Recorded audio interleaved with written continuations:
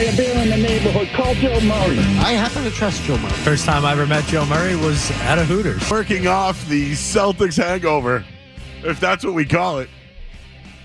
Voice is still going strong, and I'm here. Fighting through. The championship went to Miami for a day, and now it's back. And we're here with you.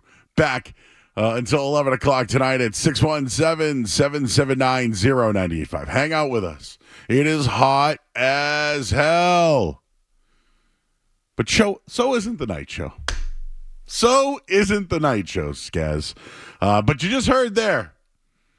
When it comes to statistics, and I know that, there's an article from the Wall Street Journal regarding math and statistics and analytics and all that. So I don't know. Do you go by the analytics because it fits your argument, or do you hate analytics because, well, sometimes it might not be true? I don't know. All right? I guess it's however you feel about it. But I wanted to give you some of these numbers regarding the Celtics. And this is all from Mike Greenberg, by the way. ESPN. You just heard the clip coming back. He is now making the case that this could be one of the greatest teams of all time when it comes to the Celtics. So last night, we air fried this one. This wasn't even a hot take that we came in with. It developed overnight. We talked to Greeny from Barstool Sports. We talked to B-Rob. We started talking to people. It's starting to grow now. But this year, the Boston Celtics, their team, one of the best from start to finish. The actual betting favorite won the championship this year. The betting favorite won the championship. That doesn't happen often. Hasn't happened in a while. So is anybody surprised? No. But, if you want to chip on your shoulder about it, everyone doubted us. Think of all the people who took the Mavs. That's all great. The fact is, though, and the truth is that this was one of the best teams statistically of all time. And I'll give you those stats. Not math. I'll give you the stats. And then the other thing is this. Just think about it. If you missed our show last night and you're kicking around today, you might not think about it this very second. But down the line, you may look back on this team and say it was one of the best of all time. 2 Hall of Famers, Jaylen Brown and Jason Tatum. Al Horford's going to the Hall. Drew Holiday's going to the Hall. That's 4 Hall of Famers. What do people compare the 86 team to? 4 Hall of Famers. Who knows what Joe Mazzulla becomes? Charles Lee's going to go to the Hornets. Let's see what happens there, right? Jeff Van Gundy got a ring. He's now going to be the bench guy with the Clippers. Could Sam Cassell get a gig somewhere? You never know. There's a bunch of bench pieces. What about Kristaps Porzingis' future? Is he a guy that could get there? How about Derek White? And we don't know about some of these other guys, the Jordan Walshes of the world, etc. So we don't know. But when you look back at it, could there be 5, maybe more, Hall of Famers on this team? Today you don't think about it. Today you think I'm being hyperbolic about it and overrating it. But no. This new league, the way things are going, the salary cap, this team is built for the next couple of championships. Built for it. Never used the word dynasty, by the way. All I ever said was #repeat, just to throw that out there real quick. But let me give you those numbers. These are Greeny's numbers. These aren't ours. This is Mike Greenberg. So if you think we gave you these numbers, nope. His statistical team did all this. They held a 20-plus lead in 50 of 101 games this year. So they had a lead at one point of 20 or more in 50 of 101 games. The only other team to do that, the 17 Golden State Warriors with Kevin Durant. They had 15 more wins than any other team in the NBA. They were the 6th team ever to do that. Go look up the other 5. They had a .792 win percentage. It was second in history to who? The 1986 Boston Celtics. They outscored opponents by almost 11 points per game. It's the 5th best plus-minus in the history of the NBA. In this one, whether you care about it or not, they had the most 50-point leads, 40-point leads, 30-point leads, 25-point leads, and wins in NBA history. They blew everybody out. The path was easy. Why? Because they were the best team in the NBA all year. And did they? Fine. I'll admit it. I'll look back on it and say, man, that was easy. But it doesn't matter. It doesn't matter. It really doesn't.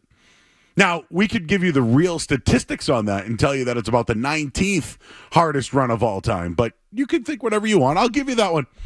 Guys, I'm going to give the easy path. Fine. I give up on it.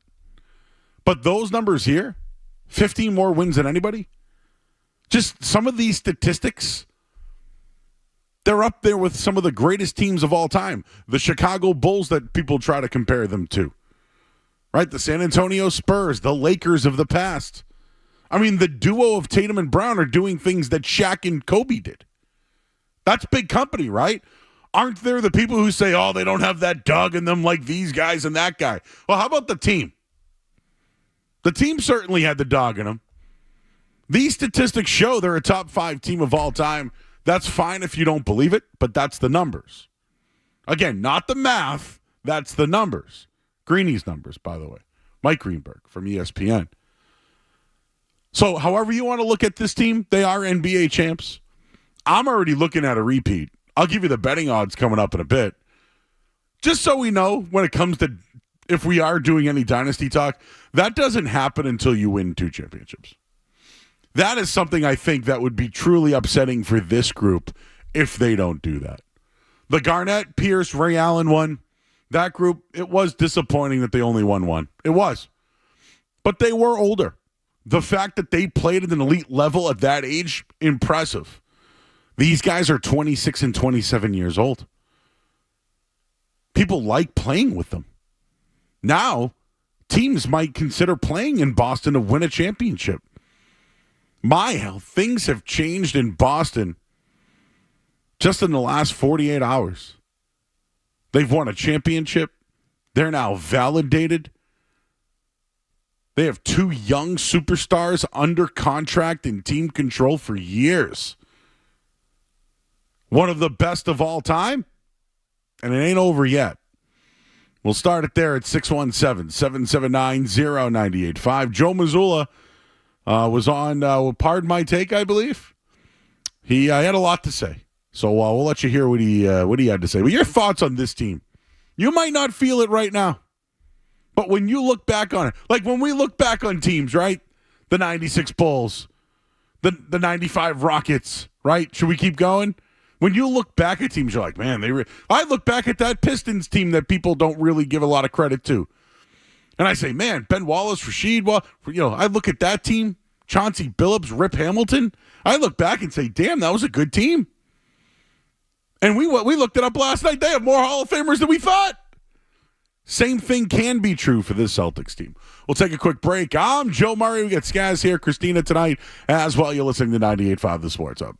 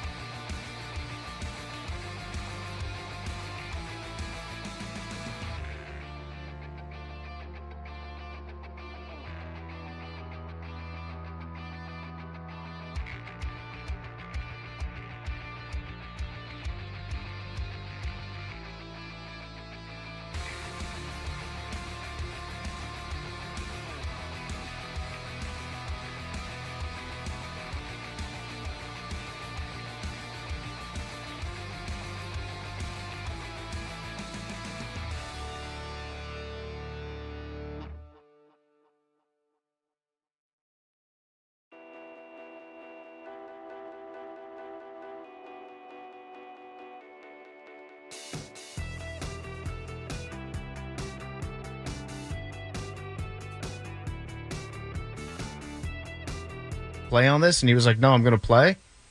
Yeah, I mean, that's kind of how it was, but it was like, we don't know how long the series is going to go on for. Like, let's try to save him from himself because he was trying to play. So let's see if we can get through a game or two. And then, like, when it was game 5 at home, it was like, hey, like, you know, this might be it. Like, I got to be out there. And so, you know, he was like, I'm playing. And so he overrode the medical team there and was just like, I'm playing. And it's a credit to him.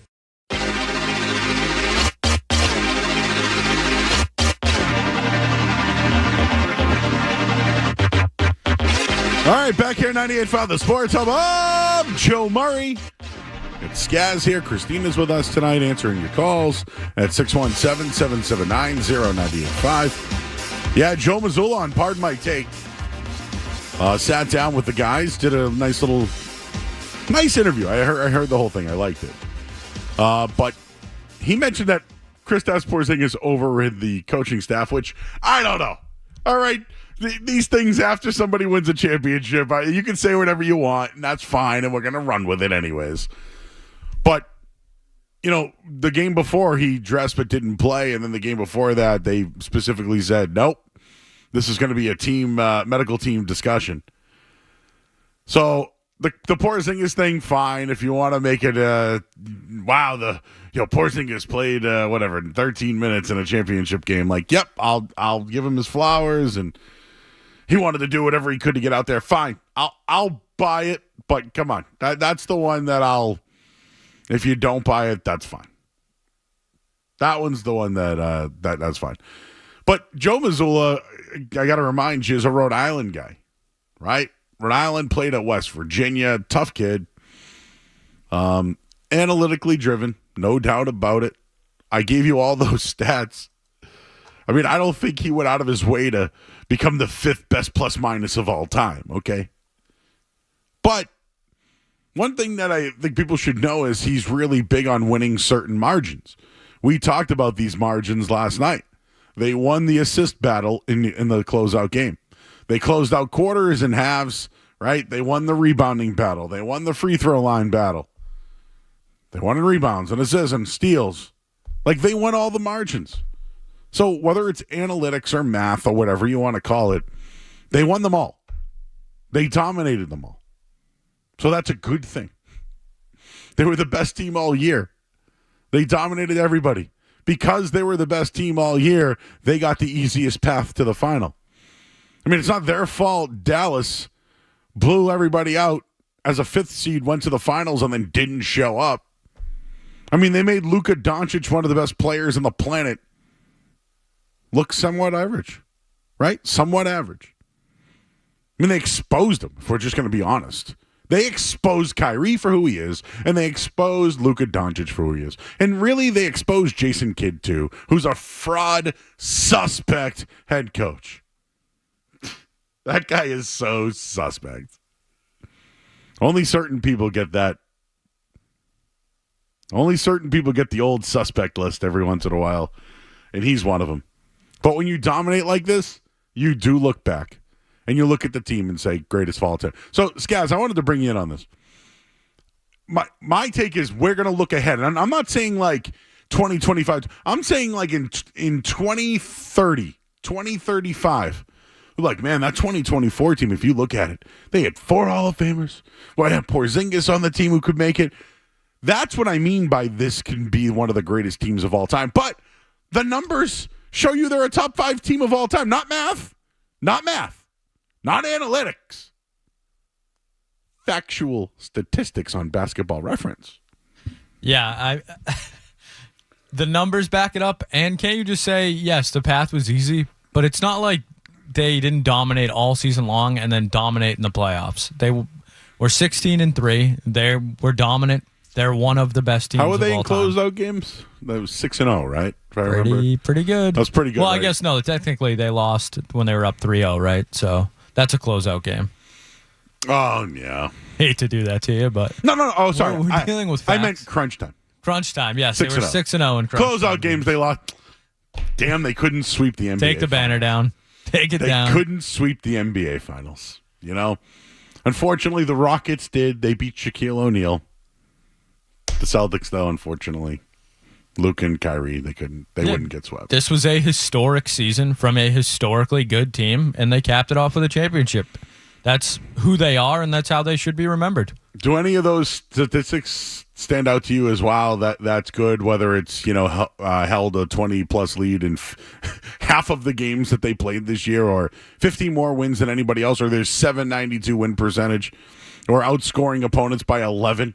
And having the fifth best plus minus of all time. I think the fifth best plus minus of all time is a really good one. And the fact that they had all those leads, and one of the biggest criticisms of this team over the last few years was what they did when they had leads, how they didn't perform in clutch situations, how they lost games where they had leads for the majority of the game. And this Celtics team this year had the least blown leads in the league. And that was, it was just different from the jump. It was different with Porzingis and Holiday. They were just a different beast. They had the foundation. Brad Stevens put the right pieces around them, and it was a historic team from opening night. Absolutely, and we'll look back on it. I'm only doing the hashtag repeat because I think they should.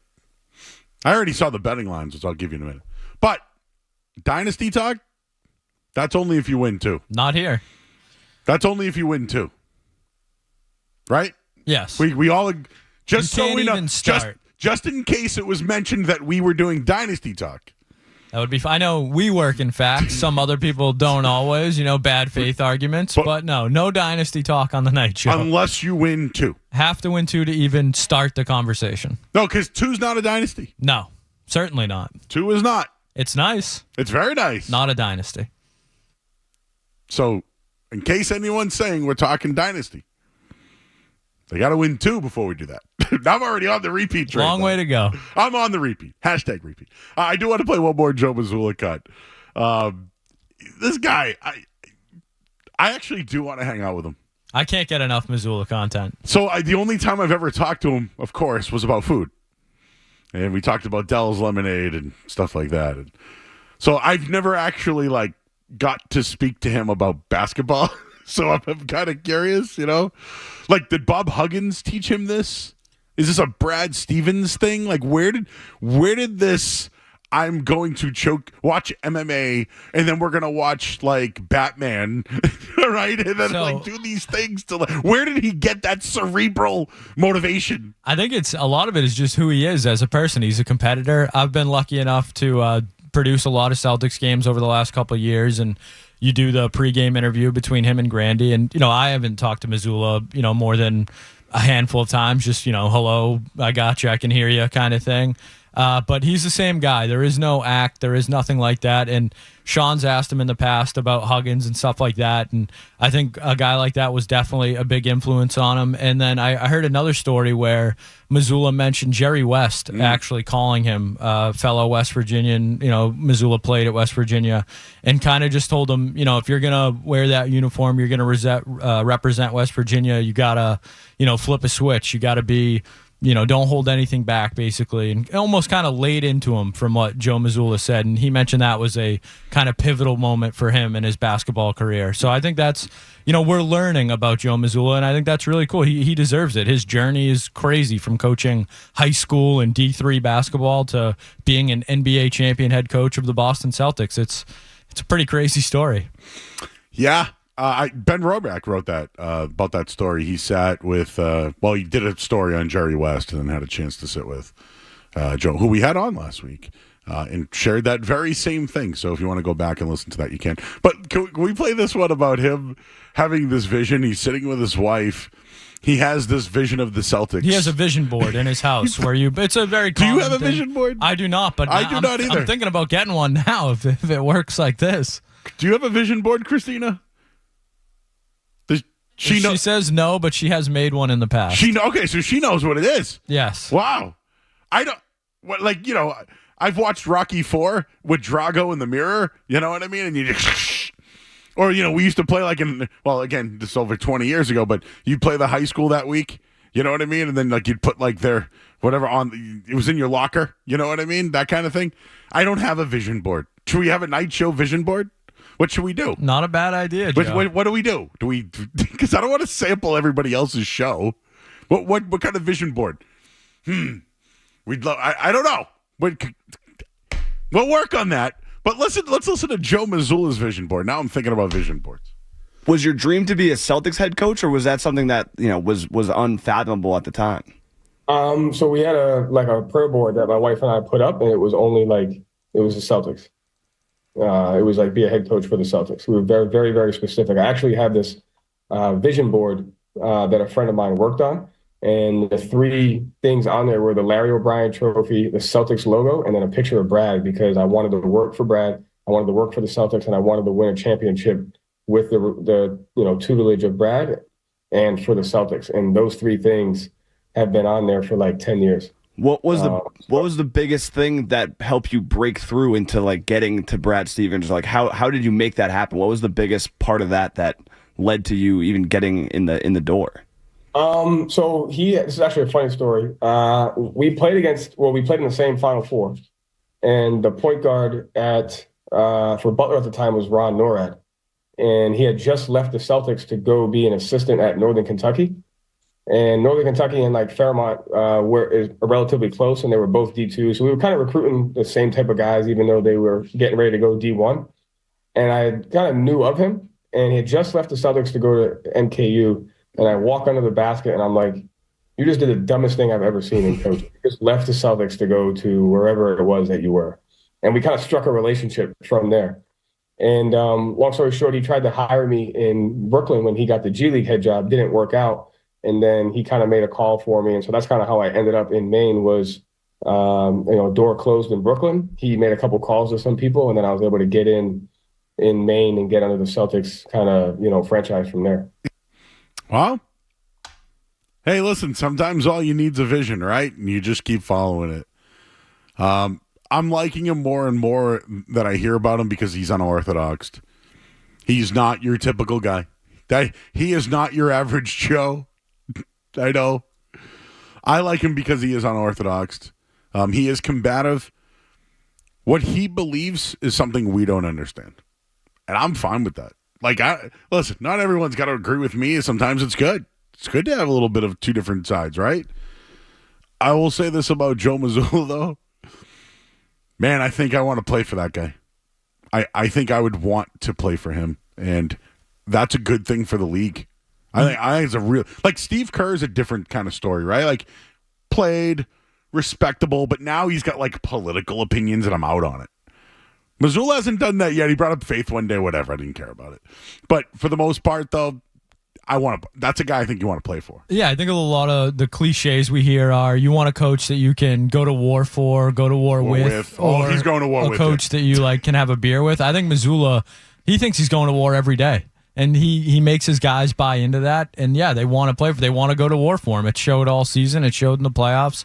And you could just see afterwards, they all credited Mazzulla from, Jalen and Jason to Derek White, just talking about his growth, getting the starting job, all that stuff. Horford has mentioned his relation. I mean, every player has gone out of their way to talk about how impactful Mazzulla has been to them. And I think it's just because he is different. He views things differently, and he's not afraid to push or challenge these guys. And I think that was a criticism that a lot of us had early on of Mazzulla was, he's not Ime. He's not going to get in these guys' face. He's not going to push them the same way Ime did, tell them to stop playing like fools sometimes and stuff like that. But I think Mazzulla, we talk about Tatum's doubters, Tatum's critics. Mazzulla's done a hell of a job of silencing his as well. Obviously, with this roster and the talent, they're not done. This is a team that should be very good, contending for championships for a long time. But Joe Mazzulla, it seems like they found the guy. Perennially, right? They've perennially. How am I saying that? No, they have. They have. Perennial? Yeah, 2 out of 3, right? This is 2 out of 3 here. They go back, it's 3 out of 4. We go to another. I'm just saying, they've been in the championship conversation now for at least 3 years. Yeah, and I don't see it stopping. That's it's nothing to do with dynasties. It's about they should be in the conversation year in, just like Denver should be in the conversation. Just like you would think the Clippers, who knows, right? By the way, that's an interesting move Van Gundy to there. We'll do that later. But they need something, right? Ty Lue's the guy, though. I'd stick with him. They just need to tweak something there. You got a weird belief in Ty Lue. I'm a weird Ty Lue guy. Ty Lue. I don't know. Maybe it's because he was one of the guys on the Celtics once. And I was like, huh. I just still think about Allen Iverson stepping over him. Yeah. It's hard to respect a man that's been stepped over. And we've all been there. All right, we'll hit the headline here. I'm Joe Martin. I see you guys. I see the calls. We'll get to you. And Jack Black has to give an award. Tenacious D award. We'll do that coming up next here on the Sports Hub. Sports Hub headlines. All right, the Celtics have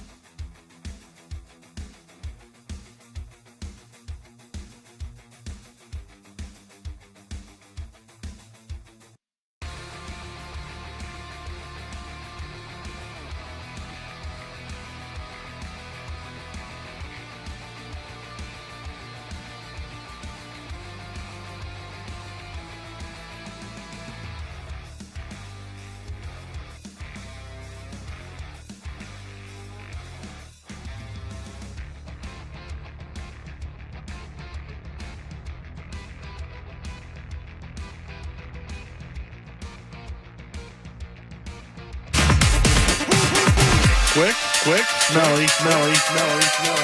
It's Joe Murray on the Sports Hub. What's up, disciples? It's that time again. Time to announce the winner of the Tenacious D MVP award. And this year, the most tenacious defender in the NBA is Drew Holiday. Right, Cage? Congrats, Drew. Because for years, the Celtics have been knocking on the door, trying to win that championship. Not quite being able to get there. But this year, there was something different. I wonder what changed this year. I wonder why they were victorious this year. What do you think, Cage? Who was it? Drew Holiday. Drew Holiday. You're the best. The best of the best. The cream of the crop. And I'll tell you something else. This trophy right here, it's probably more precious than the Stanley Cup. The Stanley Cup comes to mind. You can't drink out of it, but man, you can hold it by the shaft and be proud. We love you, Drew. We will deliver this to you in person or send it FedEx. Your choice. Would love to kick it pool. D giving away awards. Drew Holiday getting the Tenacious D award. But and I'm sure you know that Jack Black's like a super musician, even though actor and all that. But when did he go full beard? Like full just let himself go? I think he's had it for a while. You've obviously seen like School of Rock and all that. Of course, classic. That's classic. Let's rock today. But the song Tribute. This is a tribute. Good jam. The Tenacious D award goes to Drew Holiday, who in his first postseason with the Celtics averaged 13 points a game, 6 rebounds, 4 assists, 1 steal. He shot 50 and 40. So 50 from the field, 40 from 3. He was outstanding in 19 playoff games, and he has some company now. I looked this up because we asked the question yesterday. There's only 2 current players in the NBA with 2 rings. Besides, I'm talking secondary players, but Contavious Caldwell-Pope is the other. He has 2, right? One with the Lakers, one with Denver. So Drew Holiday has one with the Bucks and one with the Celtics. But he now has 1,700 regular season and postseason points, 6,700 assists, 4,500 rebounds, 1,500 steals, and 500 blocks. So he joins the likes of Kobe Bryant, Clyde Drexler, James Harden's on the list, LeBron James, Scottie Pippen. They're the only people in history that have had those 5 marks. But Kobe, LeBron, and Scottie Pippen, they're the only ones with multiple championships. And add Drew Holiday to the mix. Look at that company, huh? Kobe, LeBron, and Pippen. With Drew Holiday? I questioned the likes of Drew Holiday making the Hall of Fame, Skaz. Wow, I'm an idiot. Add another gold medal to that resume potentially this summer. Yeah, he's a lock. He could retire tomorrow. Oh, I still remember him hugging Brad saying, "Thank you so much for trading for me." Dude, somebody was going to trade for you. You were not going to rot in Portland. I was going to say, what a waste he would have been in Portland. Imagine if he's just sitting there watching who's on the Sharp. I'm just thinking of some of the players on that Rob team. Williams get hurt. Jabari. Anthony Simons, right? Yeah, he's just going to watch those guys play.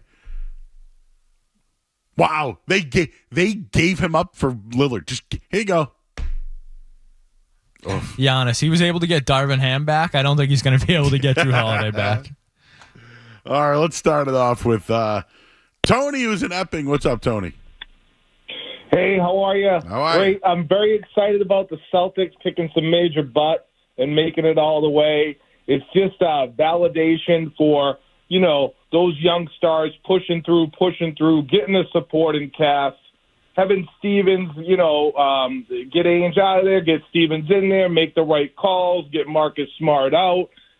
Tatum and Brown can move together, get the good supporting cast around them. And one thing I just want to say real quick, and I know I'm talking like crazy, but they're doing more of the inside game where they're getting the additional points, where these guys are always kicking out and jacking up threes all the time. And I think with them doing a little bit more of that as the Celtics now is making a big difference for them. And I'm very excited about that. I watched these guys back in the 80s on a black and white TV with rabbit ears and Reynolds wrap and, watching the big three bang it out. And I just got to tell you, I'm very amped up, more so than I was as a kid watching it on a black and white. We had to turn, hey, son, get up. You got to move the rabbit ears. And you do, and they win it. And you're like, what, I missed the friggin' play? Yeah, the old rabbit ears. I remember them. Something some kids won't have to endure. I've already told my Cablevision story growing up. If you put your TV on 2, cable box on B, you could hear what was going on, but you couldn't see. Mike's in Maine. Hey, Mike. Hey, buddy. What's going on? Hey, buddy. How you doing? Riding that high, still driving back to Portland from the Brook, cashing that ticket. There he is. How you doing? How'd you do out in Vegas? Dude, wild trip. First 6-7 days of the poker did not go well. It was the worst run I've ever had. Woke up, went to bed one night. You know what? Let's look at baseball. London series. You know what? I won $1,000 on the Stanley Cup. I'm going to just put a couple bets in. 15,000 later. Well, hey, might as well take the squad to Game 5 of the finals, right? So yeah, this is a personal conversation that everybody else is just not privy to. But how you doing? You feel you doing? This is a good one, man. I know, right? Get to the finals and a ticket to cover all 7. What storybook, man? Can't beat that. Do you think this is one of the greatest teams of all time, Celtics? Yeah, I mean, just what the stats I heard earlier about the 25, 30, 40, and 50-point victories. That's incredible. And, anyone who's saying Porzingis doesn't make this team, that next level, doesn't know what they're looking at. And games 1 and 2, the Celtics go up by 10, 15 early and put their, foot on the neck. And that's because of Porzingis. So, you absolutely saw a drop-off in game 3 and 4 without him. I must have missed that he was signed for a couple of years. I didn't see that extension. And I got to say kudos to you because I don't know why more people aren't talking about the fact that this could be a dynasty. Right? They got to win 2. Got to win 2. It could be. Got to win 2, though. No, I know, but it could be. Look at this roster. Who's catching up to this roster this season? They got to stay healthy. Maybe it does. Maybe it doesn't happen. But, this is the best you could ask for in terms of being positioned for one. So why not celebrate that? Why not be happy that the roster is good like you're doing? Maybe some other co-hosts or some other hosts, I should say, in the city are poo-pooing that idea. What's wrong? Love you, Mike. Thank you, buddy. Mike from Maine. It's my guy. Skaz. It's my guy. Neil in the car. Hey, Neil. Hey, I just wanted to chime in, celebrate this one like everybody else, and just say, for Tommy Heinsohn, for Hondo, guys past, to Mike Gorman and to Kuzi that wanted this one so bad. So happy for those guys and all the diehards and Celtics fans, and to all the Celtics fans out there who maybe, lost a dear family member, a friend that they used to celebrate these games with and might have missing them while winning this one and saying, geez, I wish this person was here or there. So basically, here with us. So just want to, basically, I was in there in 2008 when the confetti came down with my dad. I'll never forget it. Nostalgia. Missing him now. But, I have another friend missing his dad and stuff. But, but basically I'm saying, for all that, everybody out there, you're not alone. And Celtics community is amazing. And basically pouring one out for all the Celtics fans. Thanks, Neil. Pouring one out. What was that Red Sox song? This is for Dom Dimash. This is for all the past Red Sox. You guys know what I'm talking about.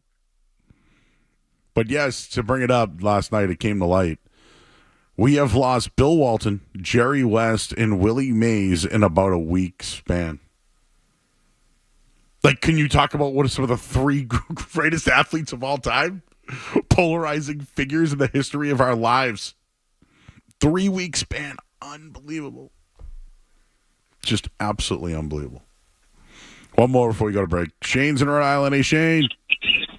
Hey, Joe. Thanks for the lead-in with all the great dead athletes. I was going to talk about the Red Sox because I don't know what else to talk about with the Celtics. Should I watch them? I'm sorry, And also, the Red Sox. Yeah, dude, we got nothing to do all summer. Let's watch the team, see what they got. We're going to have to talk about them. I mean, we don't have to, but we will. Nope, we lost Shane.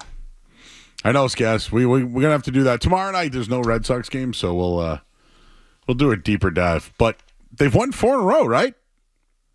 Might have to talk about them. Just wanted to give you some betting odds for next year NBA. We'll do that next here on 98.5 The Sports Hub. I'm Joe Murray. More Joe Murray coming up on the Sports.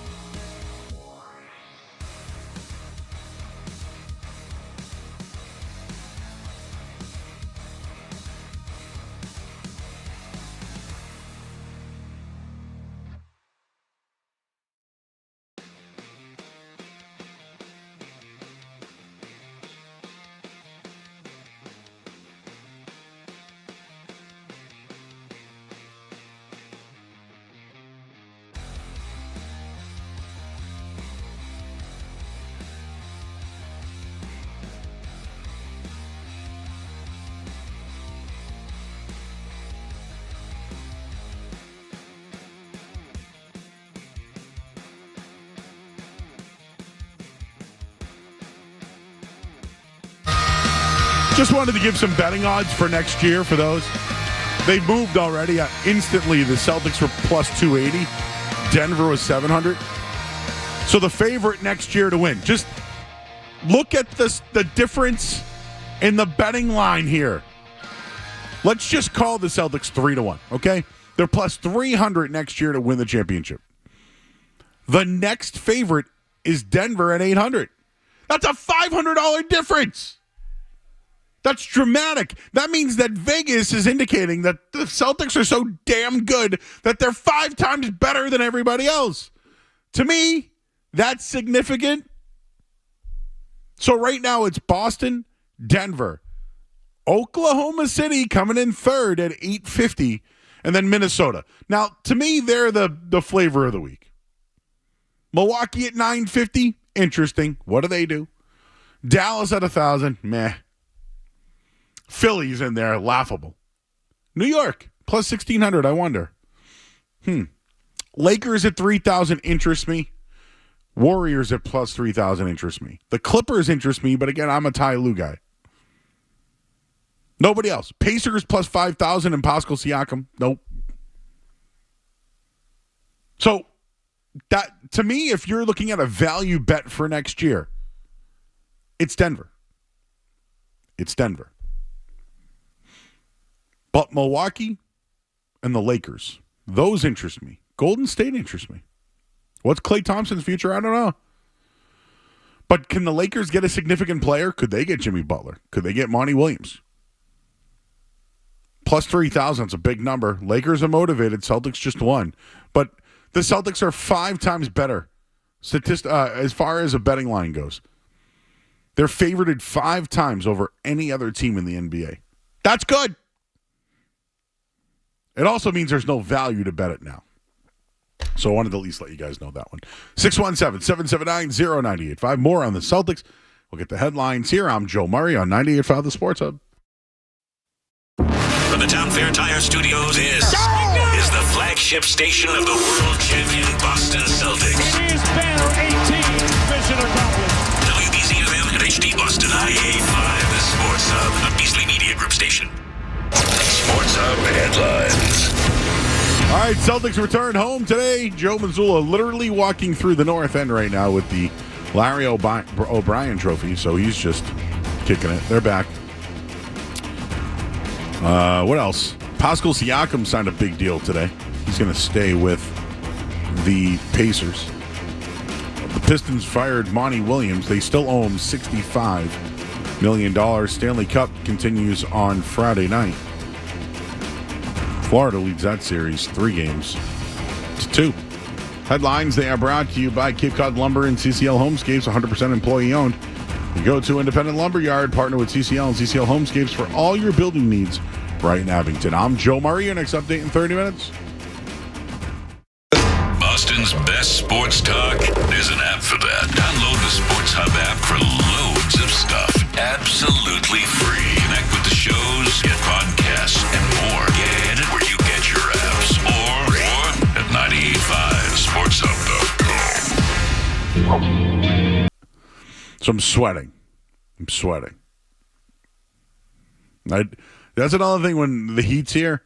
I feel like everything moves slower, like the television moves slower, like everything is just moving at a slower pace. I feel like I'm talking at a slower pace right now. It's hot out there. And tomorrow is going to be more hot from what I gather. Like, how can it get any hotter than today? And yes, I'm complaining about the heat. And oh yes, I've been in the freezing cold, so I get it. This is a weird take, but I prefer the cold over the heat. Some people don't like that take. I understand. Dog knew it. Went outside, was like, screw this, right? Yeah, no walk for the dog today.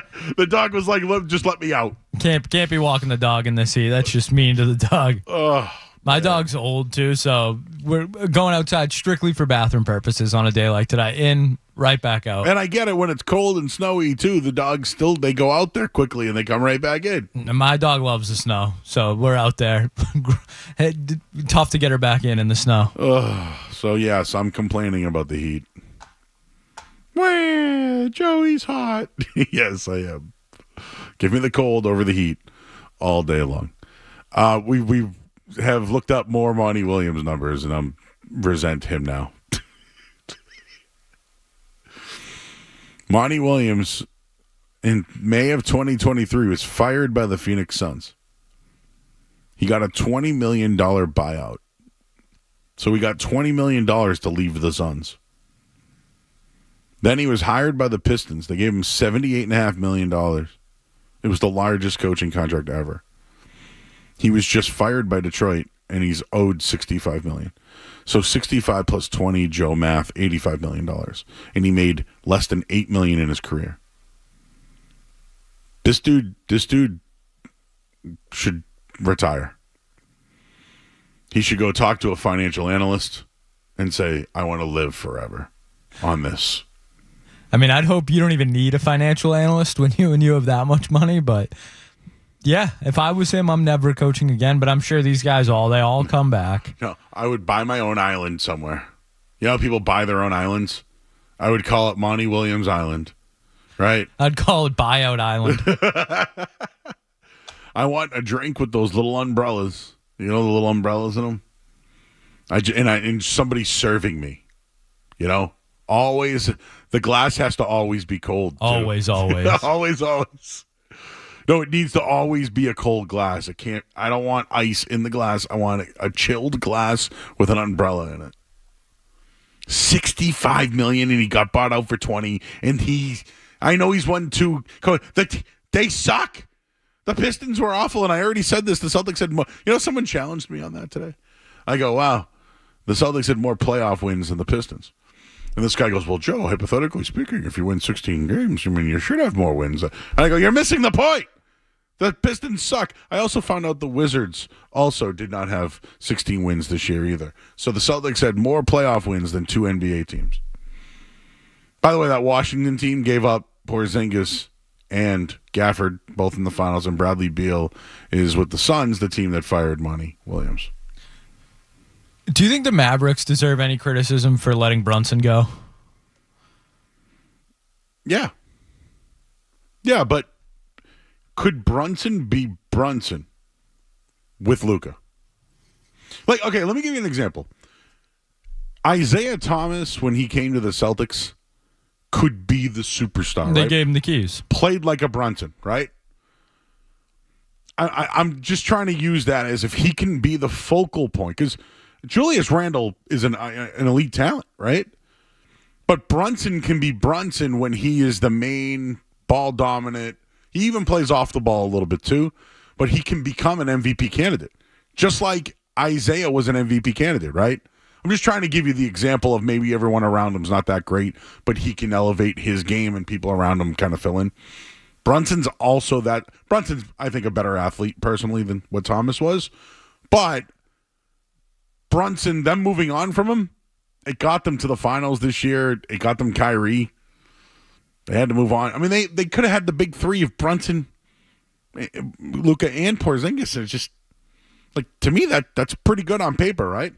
It just shows that, yeah, it doesn't. Sometimes what looks good on paper doesn't always work out, because you look at that roster and you're like, that should make it to a finals. And you look at their roster with an aging Kyrie and kind of just a few solid role players. I think Derek Lively is legit. I think he'll be a good NBA player for a long time. But yeah, so it's just, I just think that's an interesting nugget that Brunson's in New York now, superstar, face of a team, trying to win in the East, and he was with Luka at one point. And if Brunson continues to ascend, I wonder if that's something that gets revisited. Interesting. Take a look at it. Let's talk to Luke. He's in Hull. I wonder what it's like in Nantasket today. How you doing, bro? It is extremely hot and traffic sucked today. Oh, God, it's the worst over there, man. Once you get... is the Red Parrot still going? Half hour to go 1 mile. Is the Parrot still going over there? Yeah, the Parrot's still kicking. Man, I haven't been over there in a all while. the places there. That's cool. Yeah, it's awesome, but it sucks driving through that traffic. I feel But I heard your take on the heat, and I could not agree with you more. I'm in the trades. I'm a heavy equipment operator. I got to wear pants and boots every single day to work, sweat my balls off. And in the winter, I can at least put layers on and manage it. In the summer, there's nothing you can do but grin and bear it. I feel like everything goes to a grinding halt because I'm trying to prevent myself from sweating. You know what else is funny? I did a construction job one year. I know Skaz did too. But when you're so hot like that, right? You're wearing like steel toe You're wearing like steel toe boots and everything, right? Jeans. You're all, Then you. But my whole thing is that like you don't move until you have to, right? You save every mile that you have when you're in the heat. Yep, and you're trying to find a little tree to hide under and get some shade. And if you fail a breeze, you're like, yes, a breeze. Yeah. My production just comes to a grinding halt. I'm sure the boss wouldn't like hearing it, but it is what it is. Hey, man, credit to anybody out there today. Appreciate you, Luke. Oh, Nantasket today. Oh, I'd go right in there. Imagine sitting on that merry-go-round today. Nope. The merry-go-round would go slow. I'm telling you. Get stuck to that thing. Everything melts when it's hot. Everything. Everything just seems slower. But the Dream Machine, I don't even know if I can enjoy that today either. It's like, oh, cool, the claw. Or an air hockey game. But it's melting out. And melting. And this is a day where days like this, do you want to go shirtless? Like, because I don't like to sweat shirtless. Is that weird? No, like if you wear the shirt, at least it will, be looking like Sean Miller on the sidelines for Arizona. Sweating through a suit. Yeah. Like my whole thing though is I feel like that saves you the embarrassment of sweat. At least you're sweating with clothes on. When you sweat without a shirt on, now you become like. I don't know. Some of those pictures of those guys, you see Berman sometimes sweating through a suit, and you're like, oh, that's tough to do. Oh, I mean, you ever been to like a summer wedding? Nothing worse. You want to know one thing? Sitting in the hot seat for an hour ceremony. A weird Joe etiquette wedding thing is, I don't take my blazer off until it's like time to dance. Yeah, I'm the same way. I think that's, yeah. Like, I won't, like, everybody's kind of like, all right, ceremony's over, jacket off, happy hour, whatever. No, I keep the jacket on and the tie on straight until it's time to boogie. But you know what, though? Sweating. Oh, the stains. The pits. It's hot, man. I don't know what else to tell you. That's the thing. When you're cold, you'll wear anything. You don't care what you look like when it's cold. You'll wear the ugliest thing to keep you warm. But when it's hot, it don't look appealing, I'll tell you that. Fred's in the car. Hey, Fred. Hey, Joe. 2 quick big picture things. One, I am so happy the Celtics aren't lumped in with the Nash Suns, the Weber Kings, the Malone Jazz, getting almost there and just never winning. I'm so happy. And then 2, looking forward into the season, future seasons. LeBron, the boogeyman, is in the Western Conference. He's not there. It would take unreal drastic changes in the East to make the Celtics not to be the favorites going to the finals. And, we've beaten Giannis, we've beaten the East. I just can't wait for next season. Oh, I can't. You know why I can't wait for next season? Because I want to see the Bucks with Lillard and whoever they have as their coach or whatever try to piece they fix, and the Celtics beat them too. Right? Or, I don't know, the 76ers got their next guy. They got a slot. They're going to bring in another guy. Yeah, Paul George. Yeah. They still have Joel Embiid on that team. Sorry. Who else? Pacers? They want to bring back everybody? I think the Pacers, they're building something. They're a good squad. They have a good coach. The way Andrew Nembhard played in the playoffs, you were more scared of him coming up the court than maybe any other player all playoffs. You didn't even see Benedict Mathurin. Yeah. He was a nice little player for them, right? He got hurt during the year. Was second, third pick in the draft. But he's a nice player. I mean, he was up and coming. Only know that because I have a lot of his trading cards. But he was always a connection. I know, but he got hurt. By the way, Brian and Natick checking in saying that it's only after the groom takes his jacket off is when you take yours off. Yeah. I don't know where I learned that from. Maybe it was a Catholic school thing. I don't know. But I always kept that bad boy on until it was time to boogie. And we boogie. But when it's hot, you ever see those cool zones on the sideline of an NFL game? Oh yeah, they got like I want that. spritzers or whatever. How do I buy that? Get a mister in your house? No, how do I buy that? Those things on the sideline they're just fans of air conditioners. You see them in like amusement parks now too, like the little you walk through them and it cools you down. I want to buy one. Where can I find one? Can we keep one here? Might be bringing fans in tomorrow. My only thing is, so I own a fan, right? But my fan is very loud. But I feel like that's just how they work. Like, is there a quiet fan out there anymore? You can get one of those the weird Dyson Circle ones that don't have the blades. I don't know how effective those are though. Another weird thing, when I let's say I have to stay at a hotel or somewhere not at home, I have an app that is the fan. I sleep with a fan year round. Yeah, I TV, fan, AC, something. Can't do the silence. I cannot do silence. No. I can't do it. Well, let's talk to Brian Barrett. Let's get his thoughts. He's a stats guy. Let's see what stats he uncovers regarding the Celtics. We'll do all that coming up next on 98.5 The Sports Hub. Don't go anywhere. There's more Joe Murray. On the way.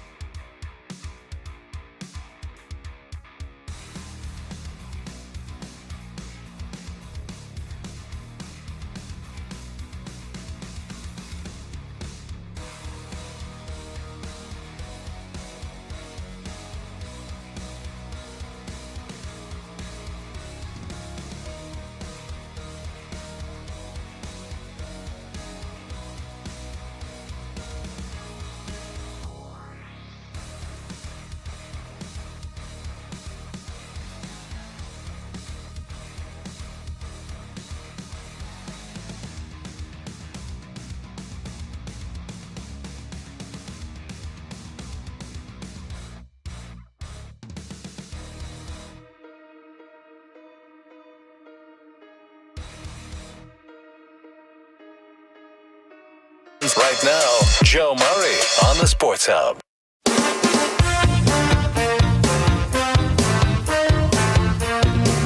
All right, back here at 98.5 The Sports Hub. I'm Joe Murray here until 11 o'clock tonight. It's Skaz here. Christina's helping us out as well. Talking Celtics. And let's go to the Volkswagen Dealers Expert Hotline. We'll welcome in Brian Barrett. He is from The Ringer. You can check out his podcast, Off the Pike. I feel like I hear his fan or AC in the background. Are you staying cool tonight, Brian? I'm trying to, man. Is it too loud? I can shut it off here. No, I like it. It helps. Oh, okay. It helps. It makes me feel like, it's cool and we're not in a hot situation. But speaking of hot, how about that Celtics run, man? I don't care if the path was easy. All I know is I'm going to look back and be like, wow, 4 Hall of Famers on that team, potential maybe coach as well. I don't know. I might look back in a few years and be like one of the greatest teams of all time. Yeah, it's unbelievable to think about, right? Because we questioned, or not we, but a lot of people in the national things about the Celtics team. I feel like you and I, Joe, as we talked throughout the season, we both thought basically the entire year that they were going to win the championship, and it's just so rewarding to see it happen for this group. And I'm with you. I don't really care about the path. I mean, there's been plenty of teams in NBA history that haven't had the most challenging path to win an NBA championship, but all we heard about is, while the Mavericks have Luka Doncic, they have the best player in the series. What's going to happen when the Celtics play a quote-unquote real opponent? Well, they just destroyed that team 4-1. I know they dropped the game in the series, but I would argue that the Indiana sweep was a more difficult one for the Celtics because it felt like a lot of those games were coming down to the wire, and that half-court offense really gave the Celtics a lot more trouble than this Dallas one did. But I'm with you in terms of they're right up there. I mean, they're in the top 5 in NBA history in net rating during the regular season. You start to think about the teams they're behind. They're behind Jordan Bulls teams and the Kevin Durant, Steph Curry Warriors, which they weren't even a real basketball team. There's a loophole in the CBA that allowed 2 former MVPs to join up together on the same team. And then they backed it up in the postseason. They won 64 games since the league ended up putting an extra 7-game series in the postseason. There's only 3 teams that have gone fewer than 4 losses, and that's a Kobe Shaq Lakers team. It's the Durant Curry team that I talked about, and this Celtics team. So I don't know how anybody can argue anything about the Celtics team now. Like, it's all been validated. Everything that we hoped for this team, it's all validated. Unless you want to say a dynasty, I mean, maybe like we can talk about that down the road. But in terms of actually getting over the hump, they did it. They did it, man. So I wanted to get your opinion on this. Wall Street Journal mentioned math helped the Celtics win the championship this year. I know how much, I should say, analytically driven you are, statistically driven that you are. Everybody at The Ringer as well.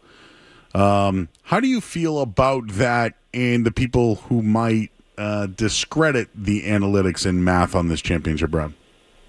Well, I would say they're the most analytically driven team in the history of the NBA. And that even goes back to some of those Mike D'Antoni, Daryl Morey teams and James Harden, where they were taking threes and layups, right? The difference there is this Celtics team was a lot more fun to watch because it wasn't just isolation for James Harden or high pick and roll for James Harden. The way the Celtics generated their threes, there's a lot of drive and kick. But I think like the underrated part is everybody looks at the offense. Like, yeah, sure, the Celtics took the most threes in the NBA. They hit the most threes in the NBA. But they're also using analytics on the other end of the court. And I want to be clear, like, you need to have the personnel to be able to do this, right? Like, the Celtics have so many good defensive players and so many versatile defenders that can switch, right? But you think about this. The Celtics this season and in the postseason, first in the NBA during the regular season in points per possession in transition. So the reason they can do that is because their spacing is so good. How often at the end of a possession do the Celtics have a big man that's at the top of the key? Very often, because they have spacers in Kristaps Porzingis and Al Horford. That's why Mazzulla hates when they take contested twos, because that's what messes up your spacing, or that's why he hates when they miss shots at the rim, because it messes up your spacing on defense and it gives teams an ability to jump out. They also don't foul. They were number 1 in the postseason. They were number 1 during the regular season in opponents' free throw attempts, so they don't give easy buckets there. And if you look at the numbers during the regular season, 3rd lowest attempts at the rim, 2s away from the rim, the 5th most, corner threes, the 4th most, and during the regular season, they gave up, and most importantly in the series against the Mavericks, they gave up the fewest percentage of shots in terms of corner threes in the entire NBA. So everybody looks at the numbers as it pertains to the offense. it's also defensively. They're incredibly analytically driven. That's why they'll give up some of these above the break threes because they're playing the percentages, right? Hey, we don't want PJ Washington to be taking corner threes, but if him or really anybody outside of Luka or Kyrie wants to take an above the break three, Derek Jones, go ahead, because we're looking at the percentages and you're not going to be able to hit it. So I think like one thing that Mazzulla doesn't get enough credit for is I think so many of us, and like myself included, like we get caught up on each end of the court, right? I think one of the things Mazzulla does is he looks at the whole game and how the offense connects to the defense, right? And that's why I think he's so conscious about the shots they take because he wants to make sure his defense is set up because let's face it, when the Celtics defense is actually set up and they have the matchup set up the way they want, they're very difficult to score against. I mean, in the losses for Dallas, they were worse than the worst offense in the NBA in every single loss from a rating perspective and an effective field goal percentage. So just to be clear, you think that they are the most analytically driven team in the NBA, but do you think they could have just won on talent alone as well, or did they really need those analytics to win the championship? No, I think that they needed I think that obviously the talent is the most important thing. Like, I don't know how many other teams across the league could actually do what the Celtics did. I mean, the closest thing we've seen to it from a talent perspective in terms of the top end talent, when we're talking about 1 through 6, right? Putting Al Horford in that category. By the way, Durant just went deep. Let's go. But that's the closest we've seen to a team that, remember when they had the Andre Iguodala's, they had the Sean Livingstons, they had Klay Thompson, Draymond, that group, Kevin Durant eventually. They could switch everything so they could force you to play isolation basketball, which is what the Celtics do defensively. I mean, so first and foremost, it's being able to have the talent to be able to do it. But I don't think every coach would do the same thing that Mazzulla did. Like, think about it from this perspective. The Celtics decided that, hey, we're not going to overreact to if Luka scores on us, right? So they were fine with Sam Hauser switching on Luka. And it really, quite frankly, to Sam Hauser's defense, it didn't look bad at any point during the series. Like, he held up, but Al Horford, same thing. Hey, we're going to have Al Horford continue to switch on to Luka, and we think it's going to work out. And, yeah, Kyrie, maybe that's a tougher matchup for some of those guys, but they were fine doing that because what they didn't want to happen is the ball to spray out and all those threes to open up to the other team. And I don't think, and think about this, Mark Dagnall with Oklahoma City didn't do that. Minnesota didn't do that. Those guys were allowing, and they were leaving shooters, right? The Celtics didn't do that. Their math told them, hey, let's not let these guys get all these open opportunities from threes, and that's why the Celtics had so much success against Dallas, and teams like Minnesota was the number one defense during the regular season. They didn't have the same level of success, and going back to the personnel, like, they felt really confident that their guys could switch on to the Mavericks guys. So I think, yeah, first is obviously talent, but I don't think they would have won this on talent alone in terms of winning the championship. I think Mazzulla deserves a lot more credit than he got, quite frankly, prior to the postseason. I think he's a really good coach. Obviously, there's been issues in the past, but to his credit, like, the timeout thing last year, that was an issue, right? Well, there was validity there because if you watch him coach this postseason, when teams went on runs, you know what he did? He actually called a timeout. I was never against, like, the three-point stuff, but he made the necessary adjustments in this series compared to different series in the past. But I was never against his philosophy. I thought that was one of the most overrated narratives, I think, in the city. Is like, oh, they take too many threes. Well, you see what happens when they hit the threes? They win all the time. Like, what, they have 41 games when they hit north of 40% from three? That's telling you something. They were 40-1, I believe, this year when they hit 40% of their threes. So it makes sense to take them. Again, analytics, right? People use it to help their argument, and then they crap all over the math and the analytics when they don't like it. And yeah, right. That's a battle you're going to face forever. You know, that's just something. But you know, it's great because I agree with you. Like, there's some things that happen this year. The defense I look at, holding teams under 100 points, you're 26-0, right? If you win the margins, which Joe Mazzulla always said, well, they won all the margins in the final game, whether it was rebounds, assists, steals, etc., free throw lines, you name it. But I do think this team was the best overall team this year, talent-wise. But I think I might agree with you to the point where it's just not about talent anymore, right? Because there's a lot of good teams. Phoenix had a really good team, right? There's some other teams out there that were really good. But I think you do have to put a little analytics behind things and have a means to it, right? And I think this Celtics team, when you look at it in the long run, they broke so many records. They're top 5 all-time plus-minus. And that you mentioned just some of the groups they're in. it's hard to overlook that without looking at Mazzulla ball and the analytics, et cetera, et cetera. Well, yeah, and the other thing I'd say, Joe, is think about just Mazzulla in the last series. Okay, the Celtics during the regular season, they were 28th in drives per game. Because Dallas was weak in terms of their point of attack defense, they averaged 52 drives per game. Jason Tatum had the most drives he's ever had in a game period in Game 2, which was 29. So you look at that 52 number compared to where they were during the regular season. Only 2 teams in this postseason were north of 52 drives per game. That was the Thunder with Shea, who drives the ball all the time, and the Knicks with Jalen Brunson. So even with saying oh, he's so into the analytics, so into the numbers, well, he adjusted specifically for this opponent by what the numbers indicated and what the film told them that, hey, let's go after Luka, let's go after Kyrie, we can get by PJ Washington, all those guys. So I think he deserves a ton of credit for that. And the Celtics in general, the game plan discipline from this team is unbelievable. And to your point about this, one of the things to me that you mentioned teams like the Suns, one of the things that sticks out to me is this is a legitimate team, built differently. Most times when you win a championship, it's oh, look at this unbelievable run by Jokic, right? Look at this unbelievable run by Giannis. Even going back to the 19 Raptors, look at this unbelievable run by Giannis Antetokounmpo. We just don't see championship teams like this much more when you're so deep. Your top 2 players are awesome, but look at the rest of the team. I mean, Drew Holiday can get you 26, 28. We know Derek White can hit 7 threes in a game. You barely had Kristaps Porzingis. I think that's what separates this team from a lot of other teams in NBA history. It's just the top-end depth was ridiculous. Math matters. Depth matters. He's Brian Barrett. Check him out. The Ringer Off the Pike podcast. I know you had Noah Dalzell on. We had her on last week. Nice little interview. I got a chance to listen to it a little bit. So she does an excellent job. We had her on, like I said, and then I just wanted to – I got to ask you about a couple of baseball questions before we let you go. Tomorrow we're actually going to focus on the Red Sox, something we haven't done in a few weeks here.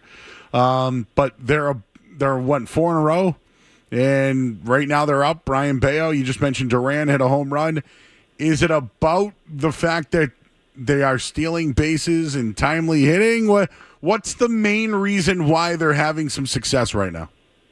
Yeah, well, the first thing is the starting pitching for most of the season has really been the difference for this team, right? Tanner Houck right now leads all Major League starters in WAR. He's 3.3 wins above replacement, which his previous career high is 2.3. They got to be careful with him, he said. I mean, he's getting close to his career high in innings, but Cutter Crawford's been awesome for this team. I mean, Pavetta's been really good since he came back from the injury. The only guy that's really been bad in their starting rotation, I hate to say it, is the guy they extended in Bayo. And even this game tonight, it's 3-2 right now in the top of the 5th, he's got himself into trouble in almost every inning, right? I mean, he just has trouble sometimes with his command, even if he's not walking guys. But to your point about the offense, the stolen base thing is incredible because think about this team. They never used to steal bases. They set the record against the Yankees in that game on Sunday night, and they're ruthless.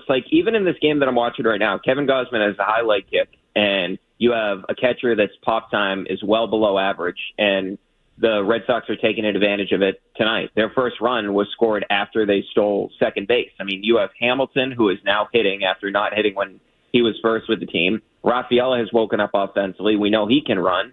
And Duran's one of the fastest players in the game. This is something that Alex Cora has been calling for, for the past 3 to 4 years, where he wants this team to be more athletic. And then now they're getting the occasional deep ball, like we saw Duran tonight, but also Tyler O'Neill is heating up again. It feel like with O'Neill, there's been so many different storylines with this season. He started out and he was basically Adam Duvall last year, then the injury, then he's striking out like crazy in the month of May, and he's starting to find a groove right now. And Rafael Devers, really, if you look at it, he's been one of the best sluggers in the game over the past 2 months, and he, for a while, was the only guy carrying the lineup. So I think it's a really good group right now. I think they're going to be in that wild card hunt for the majority of the season. I just hope they do something at the trading deadline to help this team out. And look, man, if you're not competitive this year, you're in real trouble in the city. Think about, the Celtics obviously own the city right now. And then the Patriots are going to be interesting because they drafted Drake May. I don't know when Drake May is going to play. I'd like to have a left tackle that actually has played left tackle before, but if you're the Red Sox, you want to at least be interesting this summer because 2 of the other teams in town are very interesting. The Bruins sort of a predictable ending, but they're not on the same level clearly as the Celtics, or just from an intrigue perspective, I think the Patriots are more interesting than May. But if the ownership group sits this trading deadline out again, I think they're going to lose even more fans than they already have. Yeah, I feel like they were there this weekend, though. Right? Yankees, people were kind of into that. They've won now 3 series in a row. And last night's win was pretty good, right? The home run, then Ceddanne Raphael after the stolen base. We have it on here now. We're watching. We just saw Jaron Duran. I'm gonna give it. They're deserving of being spoken about. But for a while though, I couldn't get interested. But we're gonna do it at night, Brian. So we'll have you on. But we're gonna do it. But right now it's the perfect time for them to start playing well with the Celtics ending. Yeah, exactly, man. And this is the perfect time that they actually are starting to figure out right now. And it was nice last night, too, if you had the Red Sox on the money line parlay with Tanner Houck over strikeouts. I mean, that was nice for us as well last night. But I do think, Joe, it's a fun team to watch because it's not just, to your point about the stolen bases, it's not just station to station anymore like we've seen so many Red Sox teams in the past, but also, like, the defense has improved tremendously this season. I think they have a lot of interesting players. And at some point, we're going to see Casas in the near future that has potential. And last year, legitimately, after the month of May, until he went down, he was legitimately one of the best sluggers in Major League Baseball. You add him with Rafi, who's having an outstanding year. And as we mentioned, all the speed. Like, Rafael is an interesting defensive player to watch, which I can't remember too many times saying that in the past where it's like, okay, yeah, Jackie Bradley Jr. was great defensively, but all we talked about was the offense. And now Rafael is starting to hit the ball a little bit, which is nice to see. But, yeah, it's a team, too, that I think that they feel right now, like, outside of the Orioles, they're competing with everybody in Major League Baseball. The Orioles are the only team they can't beat. I think it's, 1-5 against Baltimore, but they're taking down teams like the Yankees and the Phillies. Coming into last week, the 2 best teams in Major League Baseball, they take, 4 of 6 against those 2. Well, he's Brian Barrett, everybody. If you like math and stats and the Celtics and the Red Sox, you should go listen to his podcast. And Sylvan Street, Joe. Oh, that's right. I know. I know, man. I wonder when we're going back. Well, I'm sure when football hockey season. That's when they have us in. They have all the Thursday night shows. So we'll have to do that again this year, Brian. It's hot, man. It's hot. The Red Sox are too, man. I'm kind of shocked. I'm not going to lie to you. Hope you're enjoying this nice little Celtic. Are you going to the parade? I don't know. I'm debating it. I've been to, we've been to so many parades in the past. I don't know. I like the thing I'm most interested. Like, I'm not. Maybe it's because I'm not like interested in seeing them go by in the duck boats. If that's what you like to do, that's hey, to each his own. I'm most interested in the speeches. You know what I mean? Like, I love those speeches that the guys give, especially too after. In the words of Tom Brady, you're lubed up a little bit. I always love those speeches that the guys. I think too, like the famous one of Steve Kerr when Steve Kerr's like, I had to bail out Michael again, and then I think of Belichick with the no days off thing. Like I love that part of the parade. Yeah, I feel like they're going to play a lot of what are they going to say now by J. Cole. I feel like we're going to. I feel like we'll get a lot of that, or making up their own lyrics to songs like they've done. Dude, can I be honest about that? It was so irritating that people on Tatum about it on social media, like saying the Kanye line, like people thought he was like corny for saying that. I'm like, dude, if I won an NBA championship after the criticism that guy got, like I don't know what I would do either. Like the guy's clearly having fun with it. I mean, give him a break. Do you know what's funny? Remember when David Price won? Remember he was like, yeah, I can say whatever I want. I have a ring now. Like he was just kind of like, what are you going to say about it now? Well, and he made it all about him, Joe. Remember that? Like the media wasn't at the press conference yet. The whole team's celebrating. David Price makes sure he gets out there to talk to the media. And he's like, where's everybody at? Because he wants to rub it in the media's face. Can I ask you one thing about the game the other night, though, that I don't know where you stand on this? I was so irritated by the Kyrie thing because that's the same thing that LeBron did when he lost to the Warriors, when he went over and he shook everybody's hand. Yep. And that was about Kyrie. So people be like, oh, what a great guy Kyrie is. It's like, dude, get off the court. Like, you're delaying the game. We want it to be over so we can celebrate this win watching our Celtics play, and Kyrie's going to make the moment about him. So I hated that, and I hated the fact that it took him way too long to concede. Bro, what do you think? It's 5 minutes left. You're down by 25. Concede. I feel you. The other thing with Kyrie is he waited till everybody got off on the floor. He didn't. There's one guy he didn't hug though. Just he didn't hug Al Horford. Yeah, that was weird. I don't know. Do him and Al have a beef? I think there might be a little bit of a beef there. Yeah, Kyrie's. I mean, how about this? 14 points per game at the Garden. I mean, clearly the crowd was in his head. I mean, all he had to do was play well, and the team would have competed. That's all he had to do. Just do his job. Him and Kidd were awful in that series. That's why Luka was obviously, I know Windhorst had that thing in Game 3, and I'm not defending his defense, but he is definitely not the number 1 or number 2 reason they lost that series. The next Larry Bird, Luka Doncic. Yeah. Can't move. Can't play any defense. Bird couldn't move either, but he played defense.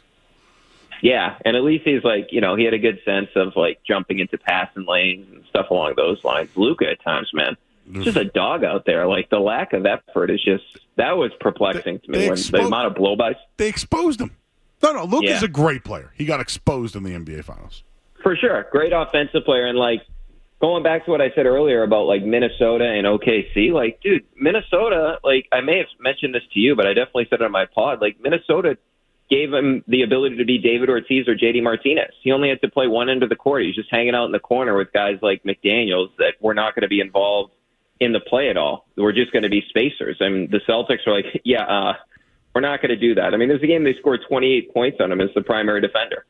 Well, Cody from Sylvan Street appreciated your shout-out, so he just texted me and said, come by Awesome. Come by anytime, brother, he said. So we'll have to do that. We'll have to celebrate and cheers to the Celtics winning a championship. Yeah, I'll need a cold one there soon, man. Oh, they make them cold. They get that cold glass, too.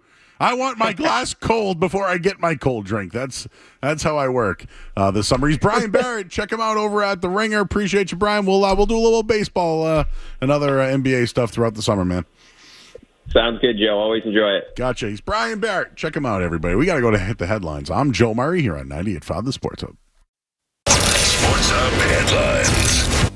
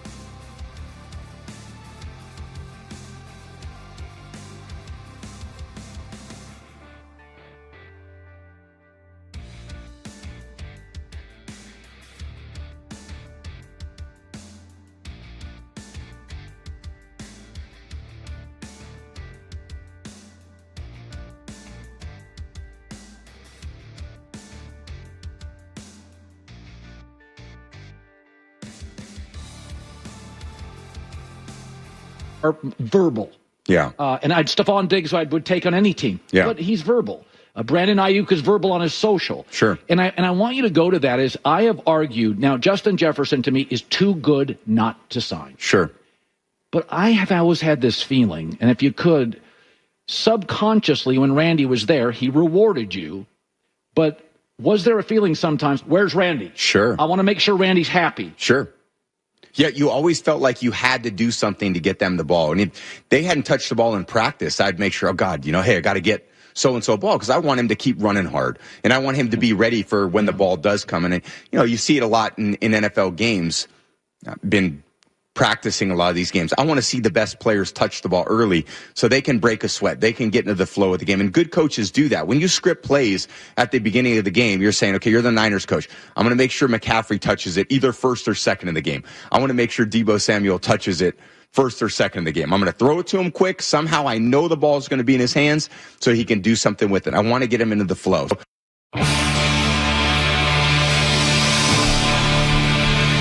All right, back here at 98.5 The Sports Hub. We got In or Out coming up in a few. Well, that's Tom Brady on the Cowherd Show. There's more. We'll have more for you. Quick take on Brady. I heard him a little bit this week. I think he's going to be good in the booth. And I've said this all along. Oh, I battled other people at the station about this, by the way. Oh, I feel like I got a lot of receipts at night. I don't know what it is. It's because all day long people talk, and then at night it just all comes about. Anyways, my point is, Tom Brady's great at everything. He's the best beer chugger of all time. He's the best quarterback of all time. He reads defenses better than anybody ever. I'm sure he'd be great at ping pong, pool, whatever. What's that little fighting thing they're doing now in cars? Car-jitsu? He'd be great at that too. Tom Brady's going to be great in the booth. I heard him this week. He's going to be great. And I know at times some guys don't like to say things or call people out. I think Tom Brady's a different man, and I think that roast opened him up. But I think he's going to be great in the booth. I think he's going to be great in the booth. So I'm sorry, Greg Olson. You're going to get demoted. That's what happens. But the little I've heard of Tom Brady, I think he's good. And I think he'll be good at anything that he does. All right. We got In or Out. Scats, did you hear any of Brady this week?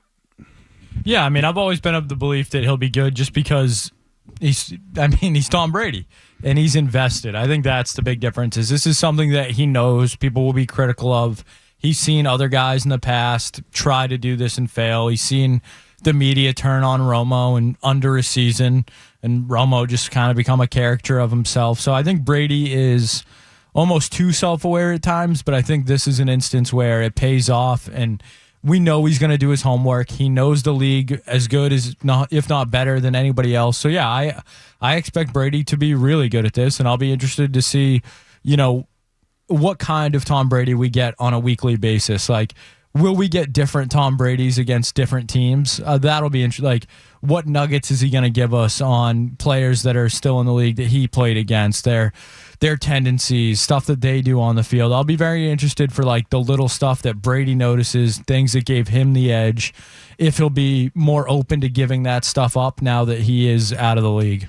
By the way, I think LeBron's been excellent on talking after games. Sometimes he takes credit for things, but that's LeBron. He's a basketball genius, but he does like to let you know that he is a basketball genius as well. All right, In or Out. It's coming up next. What's it going to be, McFly? Next. What's it going to be, McFly? Are you in or out? More Joe Murray coming up on the Sports Hub.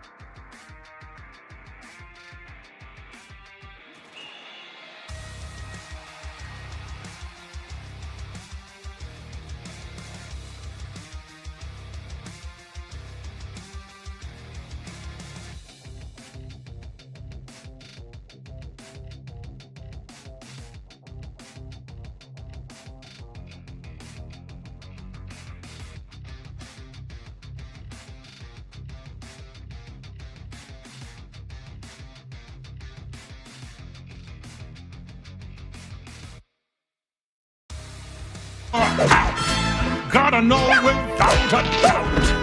I'm the one you need for a dirty deed. I'm the best. Success is guaranteed. It's closer. But, Joe, another story I saw floating around Twitter today. That is one Rich Paul, a man we're all very familiar with because of LeBron James. Rich Paul has said that LeBron James is off of the idea of playing with Bronny. Doesn't interest him as much, or not. It's not as necessary as it once was to LeBron. Yep. Are you in or out? Out, because you know why? Now little Bronny isn't working out for any teams anymore. It's a conspiracy. It's a conspiracy. Would you call it suspect? Yes. Is there anybody tampering more in the NBA than LeBron James right now? He's got a podcast with his head coach. And his kid won't work out for anybody. It's all suspect. It is. You know, like I almost thought that he wasn't going to come back. I don't know. Maybe he got traded or something. There's a lot going on there with LeBron right now. A lot. The draft's coming up, and it's like we know two names, right? You know two names. You know the kid from Purdue? Zach Edey. And you know Brady. No, for real. Like, I could probably come up with a few more names, but man, this is a bad year. Alexander Sarr is probably going to be your first overall pick. No one knows who he is. It's just a tough year. Out! It's all more patriarchy. All right, Joe. We will end with this one from the mind of the great Jeremy Conley. Sent this to me the other day and needed to get your opinion on it. It is a video that I sent you the other night, so you have had a full 24 hours to digest this video, literally and figuratively. And for those listeners that aren't able to see this video, we'll see if we can get it in the YouTube chat shortly. But it was basically a Big Mac McDonald's casserole where someone orders what looks like 20 Big Macs, 20 orders of fries, nuggets, the works. They cut it all up, they put it in a casserole pan, and they heat it up. Joe, are you in or out on the McDonald's casserole? Out. I'm really out. And you've seen the video. I'm really, really far out. You wasted great food. The song if you want. Make me your McMurray and make me one right now. Used to chicken patties and a quarter pound of cow. I don't need no pickles, tomatoes, or lettuce. Don't forget the bacon and barbecue sauce. Can you make a McMurray? Can you make a McMurray? With French fries dipped in fudge and an M&M milkshake. Can you make a McMurray? Can you make a McMurray? And serve it with the side of angioplasty. You gotta try. Joe, look at me. It's unnecessary. It's not. It is completely, especially if you're having a milkshake with M&Ms on the side. Yes. You don't need the chocolate sauce on your French fries. I think it's spectacular. I don't want you to do it anymore. The hell's the matter? I mean, I'm a fat guy. I've tried a lot of things, man. The Town Fair Tire Studios. This is the flagship station of the world champion Boston Celtics. Now, Brady got it. That's with the bomb squad coming out tonight. WBZ-FM and HD 98.5, the Sports Hub, a Beasley Media Group station. Sports Hub headlines. Oh, Red Sox lead 5-2 right now. 7th inning. Brian Bale got the start. Jaron Duran went deep. Sorry, the Sports is brought to you by Awaken 180 Weight Loss. Don't put off losing weight. Reach your goal during the easiest season for weight loss. Awaken 180, the official weight loss program of summer, not this show. I'm Joe Murray here at the Sports Hub. Tatum has been spectacular. This is Jason Tatum. Right corner against Embiid. Tatum for a 50-piece. You're listening to the home of Boston Celtics basketball. 98.5, the Sports Hub.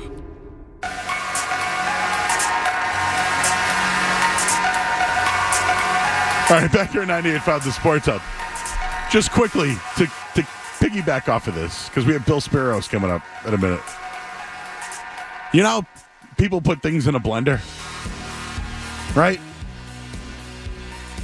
They put things in a blender. Like Kendra, she walked in one day and put a bunch of salad and kale in a blender and brought it in, and I could smell it getting off the elevator.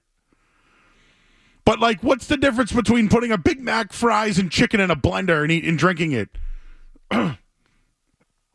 For real. Out on the blender stuff. You know what? Unless it's like bananas and all that good stuff, I'm out. Out. Prince Humperdinck says, my fantasy team name is going to be the McMurray.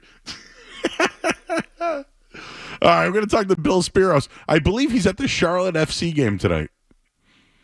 And knows a little something of what's going on in Florida right now. And wrote an article about Jaylen Brown. So we'll talk to him coming up next from bookies.com. I'm Joe Murray here on the Sports Hub.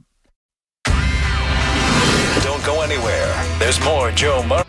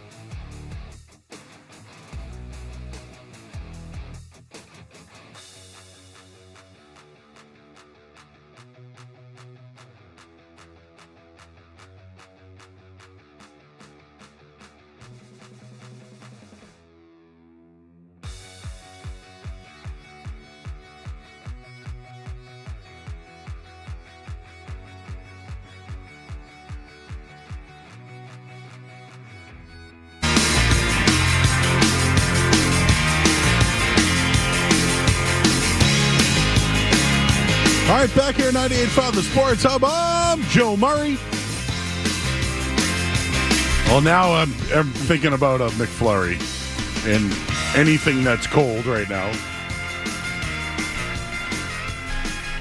Anything cold, because it's hot.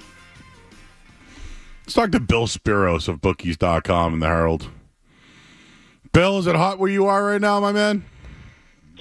I tell you, Joe, right now I am in Charlotte at the Charlotte FC Orlando City game, and it is smoking hot because the local kickers just went up 2-1.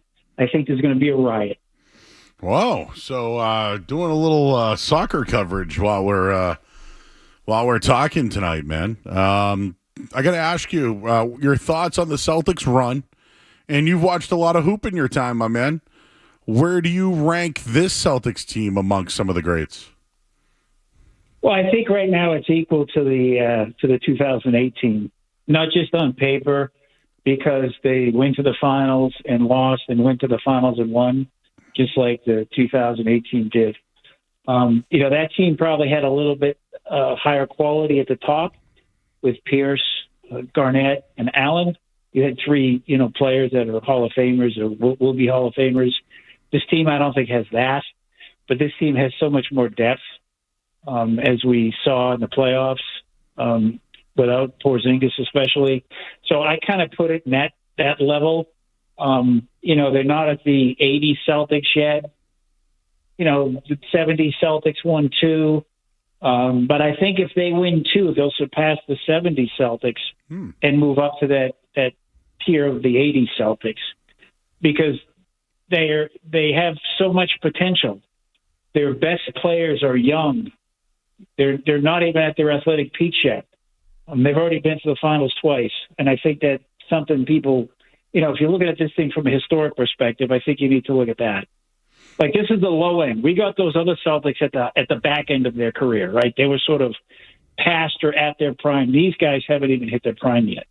Yeah, that's why I was saying, if you look back on it, right now, people might say, easy road, best team in the league, nobody competed.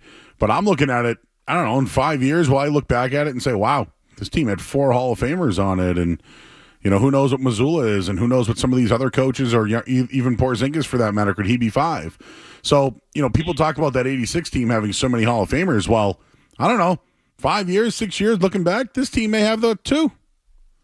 But again, those guys, and that's why I like this team, sort of on the come. From if we're looking at this from a betting, the futures on this team would be a lot better than the futures on the 86 Celtics, as dominant as they were. And if people want to talk about the Celtics having an easy path to the finals, remember the 1985 Lakers beat the Celtics. Larry Bird had one hand. He played with one hand the second half of that season after he broke it in the bar fight. So you can look at every championship run you want. Look at the Houston Rockets. They won 2 titles when Michael Jordan was suspended or retired, suspended, whatever he was.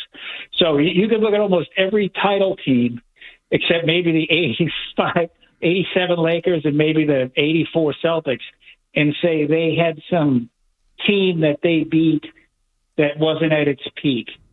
And frankly, isn't that what basketball is? I mean, you play 9 months, and shouldn't you be rewarded for being healthy? Shouldn't you be rewarded? Shouldn't they be lauded for being in great physical shape? I mean, Luka was a slob. I mean, let's be real about it. He was a fat slob from an athletic perspective. And because he was a fat slob, he couldn't play defense, and his team couldn't play defense in the second half, save for that one game when the Celtics quit. So give the Celtics credit for being healthy and for not suffering any injuries beyond Porzingis and for getting him back in time when they needed him for those first 2 games. All right, talking about Bill Speros. He does some work over at the Boston Herald as well, and you mentioned Bill Russell wrote an article about him seeing something special in Jaylen Brown, and, well, now winning the Bill Russell Award as MVP of the finals. Were you surprised, and can you share a little bit more on what Bill Russell saw in Jaylen Brown? Yeah, I talked to his widow, Janine, last week, and I got confirmation from some people who've covered the Celtics forever. It was the first interview she'd ever given, and we spoke for close to an hour. And, it's sort of, she was very much surprised with the reaction when she posted on Twitter, let's go Celtics. And they thought Bill was posting from the great beyond. So, she had been very quiet about this. She's still dealing with the loss. I mean, you can hear it in her voice, when she talks about him. I mean, she broke a couple of times during our conversation. So it wasn't easy for her, I don't think. But for some reason, I think she really wanted to talk about him, especially with this team in the finals. And she raised Jaylen Brown before I even had a chance to ask. And she said, I like Jaylen a lot. Bill liked him a lot. And, they saw in him that off the court kind of placing other things in front of basketball. And then I asked her, I said, well, this time of year, isn't basketball the most important thing? And she said, yeah. And he knows how to balance that. And she said, Bill talked about balancing that. When you're Bill Russell, and I'm reading the Bill Walton Kareem book about the UCLA Bruins, and these guys were much the same way. They really cared about the world outside of basketball, but they never sold their basketball short.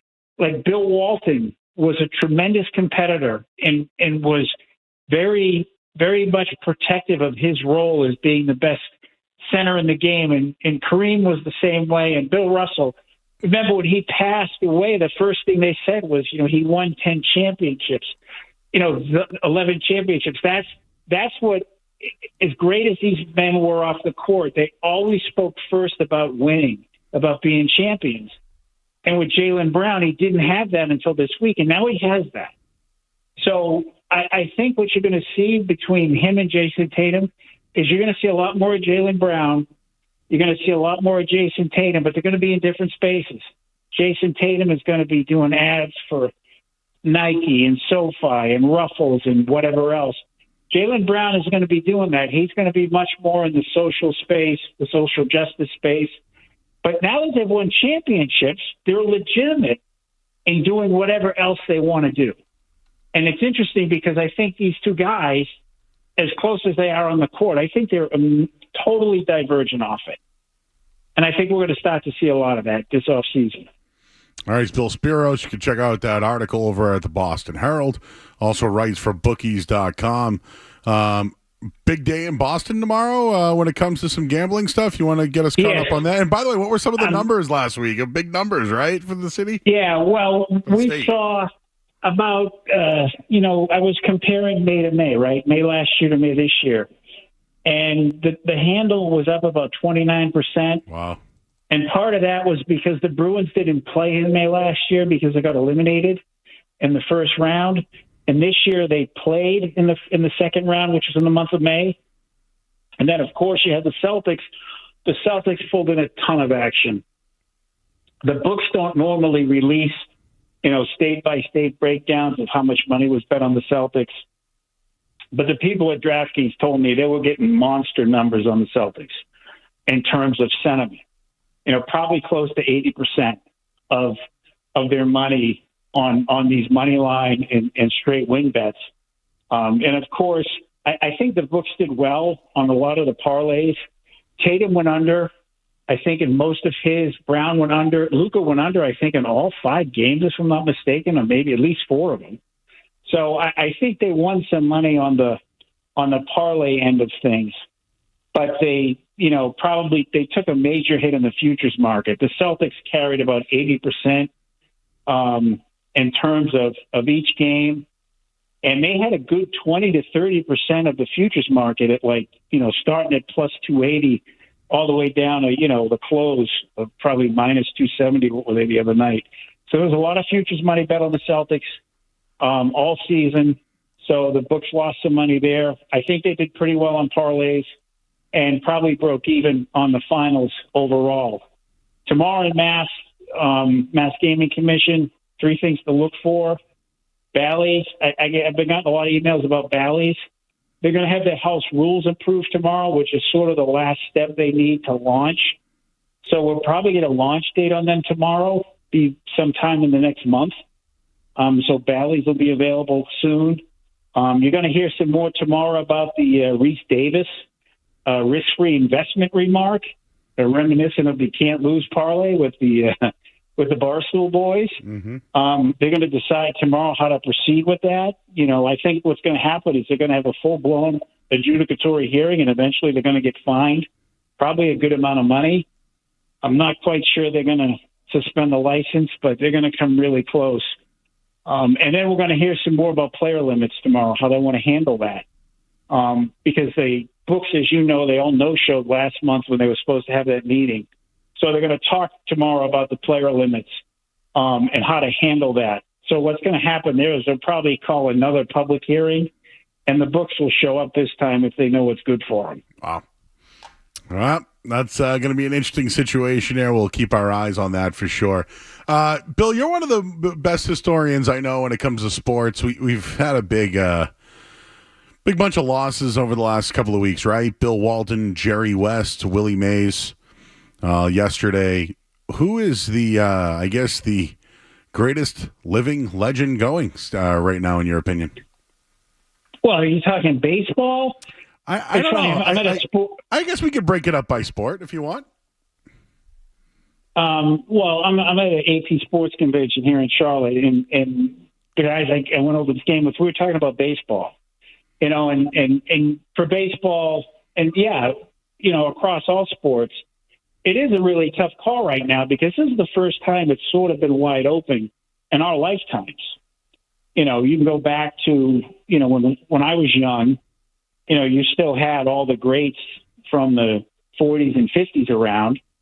And then you had Joe DiMaggio, and then you had Ted Williams, and then you had Stan Musial, then you had Hank Aaron, then you had Willie Mays. Now it's wide open in baseball. My first thought was Pete Rose in terms of baseball. There's a lot of people arguing Barry Bonds. Interesting side note with Willie Mays. A lot of people forget that him and the Mick were suspended by baseball when they took a job at the casinos in New Jersey in the late 70s and the Mick in the early 80s. Those guys were out of baseball for like 3 years. Wow. Because they took a job as a greeter. They were casino greeters in Atlantic City. And Bowie Kuhn kicked them out of baseball. Worst MLB commissioner ever in my mind. Because he screwed the Red Sox in the Joe Rudy Raleigh Fingers deal. Those guys were kicked out of baseball because they associated with gambling. So I think in baseball, Barry Bonds, Sandy Koufax, Nolan Ryan, Pete Rose, pick them out of a hat, right? And the same would hold true for basketball. I mean, you could just say Bob Cousy and settle the argument right there. That would probably be the best way to end any argument, right? You could say it's Bob Cousy. Get your shine box, right? That would be a get your shine box argument if you wanted to do all the sports. I would just say Bob Cousy and say, call me when you can top that. Yeah, well, he had one foot in the grave and he wanted the championship. And he got it, but he's still with us, God bless him. He's still here. So, maybe if the listeners are arguing that, and Cousy, even when he played, he was always overshadowed, right, by Russell and Jones and everybody else. So maybe now, from a fan perspective, you can look and say, to your question, it's Bob Cousy. Call me when you find somebody better than that who's been around as long as he has. All right, one more. Or wait. One more. What's going to happen with the Florida Panthers, my man? You live and die with the goalie, right? And we know that goalie wasn't so hot against the Bruins until he got hot. And, I don't know if he's going to keep playing like this. I don't count the Oilers out because they're pretty good. The Panthers are only going as far as that goalie's taking them. Interesting. Yeah, we're wondering. We got our eyes on that one, I thought it would be we got a series now. Legitimate, yeah. And now, playoff Bob has to play well, right? He has to finish. Well, of course, right? I mean, that's the whole deal. And I knew that the highest rated night show in human history was going to have me on tonight. Congratulations! I didn't know ratings went that high. I don't really know radio, and I ran out of fingers and toes when I was looking at those numbers. So congratulations. And I said, I'm going to be talking to the largest audience in radio history since War of the Worlds at night tonight. So I checked around and I made some calls to my friends at Suffolk and Raynham because I thought your listeners might be interested in what's happening on that front. And unfortunately, nothing's happening in Raynham. I was given the word radio silence. And I've been told this, and I've written this, and it's status quo at Suffolk. They remain close with DraftKings to opening a retail book somewhere near TD Garden. That's the status that I've been told on Suffolk Downs in terms of their sports betting licenses, because each has a retail sports betting license. Each is able to open an in-person retail book, and they're also able to partner with an online operator. So that's where that goes. They have to open the retail book before they can partner with an online company, if people are wondering. Interesting. I was over there Monday night. A lot of space over there. Hub Hall, maybe they can make it Gambling Hall. Who knows? You know, there's well, I'm told close to TD Garden, which could mean Hub Hall. It could mean the Dunkin' Donuts kiosk in North Station, or it could mean Faneuil Hall, because close to TD Garden is a relative term. I don't know if the old penalty box is going, but that'd be a great spot for it. Well, the Pussycat Cinema, but I never went there. I don't know what that is. Bill Speros, thank you, sir. We'll do it again. Thank you for the kind words as well. Enjoy your soccer game tonight, and everybody check out his article over. I think it just ended. I think somebody scored. I think somebody scored 2 goals and they won. So they'll be turning over cars, I'm sure. Yeah, just like in Boston. Yeah, exactly, dude. All right, he's Bill Thank you, Speros. Joe. Thank you so much, man. We'll catch up soon, okay? Will do. All right, Bye. check him out, bookies.com. He's got all the updates on everything happening with the Massachusetts Gaming Commission, which everyone blew off last time. Do you believe that? I don't know. You $700 million comes in. I guess they made the right choice on making betting legal, huh? Yet some people still don't like us talking about it. I don't know what to tell you, you know. Talk a little gambling at nights, guys. The ratings go up. I don't know what to do anymore. Just going to keep doing what everyone hates. Just going to keep doing what everyone hates. We got to hit the headline here. You listen to 98.5 The Sports Hub. Sports Hub headlines.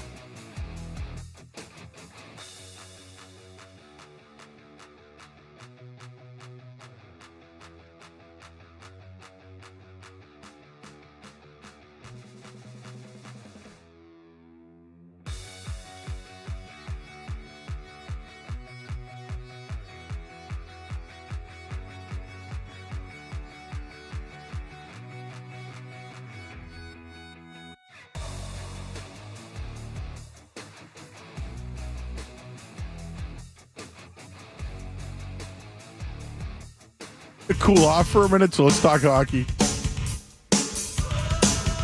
But there's been some movement now in the NHL with goaltenders. They got to move on from Allmark. There was this feeling about 2 or 3 weeks ago where I felt like when he said that he didn't want to leave, and Don Sweeney was like, yeah, we kind of like him, if I felt like they were setting up the fact that he may come back. So New Jersey makes a trade today, right? The Kings make a trade. Washington trades their guy.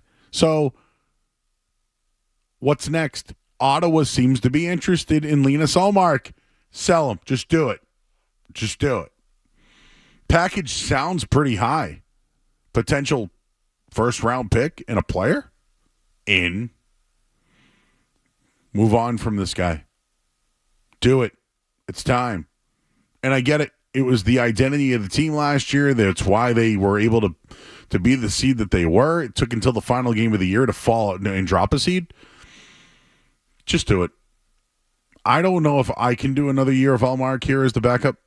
I'm ready for the Boosie era. I'm ready for it. I want the backup. I want Swayman. Please. Just do it. I don't want to hear about Linus Ullmark anymore. I don't want to hear about Linus anymore. I don't want to talk about goalie tandems. No more. One guy the rest of the way. That's it. Thank you, Linus, for your time. I hope you enjoy your electric vehicle.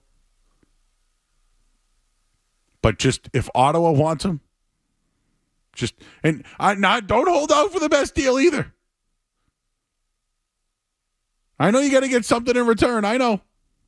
What'd you hear, Skaz, on the potential trade rumor of what it could be? Yeah, so the rumor I saw, and I talked to Doloff for a little bit before the show, was Jacob Chychrun and their first-round pick, which, I mean, if you're a Bruins fan, you do that in a heartbeat. I don't see why you wouldn't. But it just seems a little steep. Like, I do think they should get a haul for Ullmark. He's been tremendous his time in Boston, but the Bruins are kind of in a tough spot because teams know that I don't want to say they need to move him, but they're in a spot where it's getting close to that, and his options are dwindling down as these other teams are making moves for goalies. So, yeah, I think if Ullmark is going to get moved this offseason, it's, within the next week and a half with the draft coming up. I just want him gone at this point. It's not that I dislike the man. I don't dislike Linus Ullmark. I just can't stand this goalie tandem anymore. Like Tatum and Brown, that's the only duo I want. Going forward here? Or Drake made a Polk. I don't know. No more Linus. All right, we'll take a quick break. Oh, you know what we have next? The musings. I just found something that... I'm very interested in this one. Let's just say I have come across something that mixes food and other things. We'll do that coming up next here on 98.5 The Sports Hub. More Joe Murray coming up on The Sports Hub.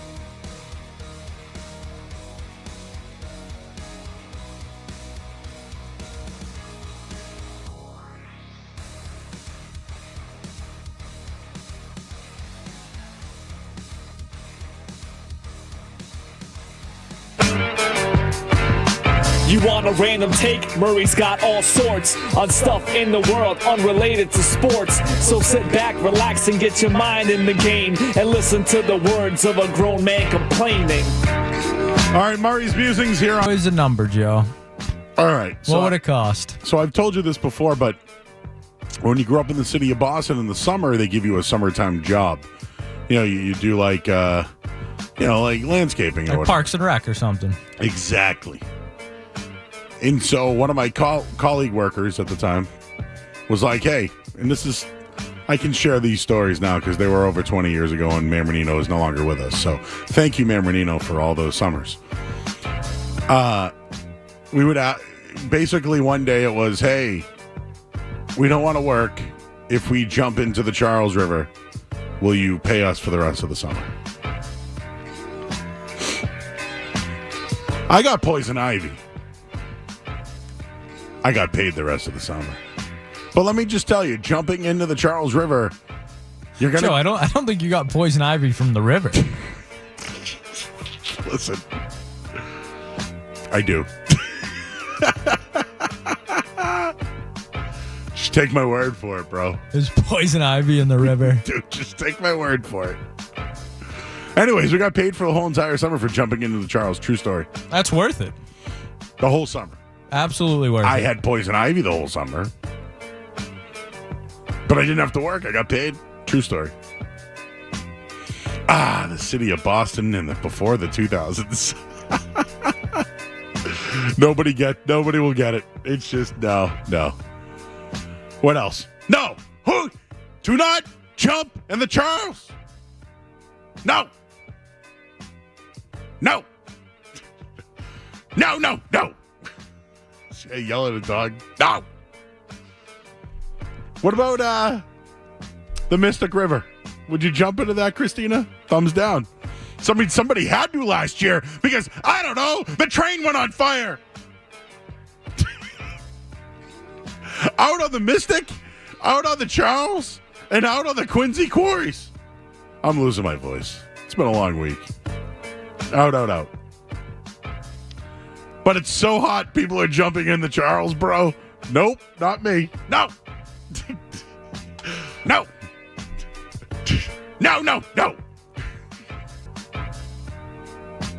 Got reinstated today. But do you know why he was suspended? I do not. I'm nervous to ask. You like Pringles?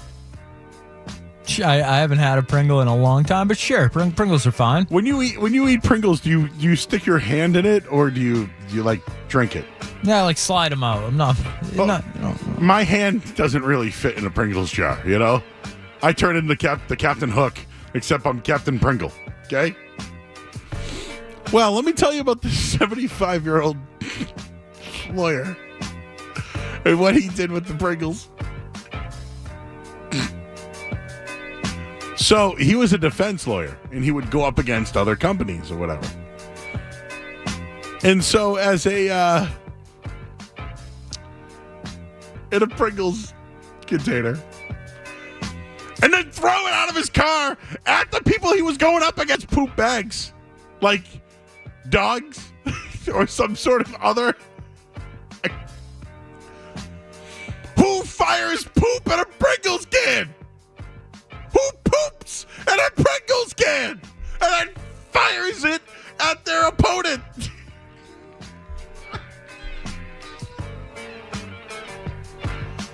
Well, there is a man who's 75 years old. He's a lawyer.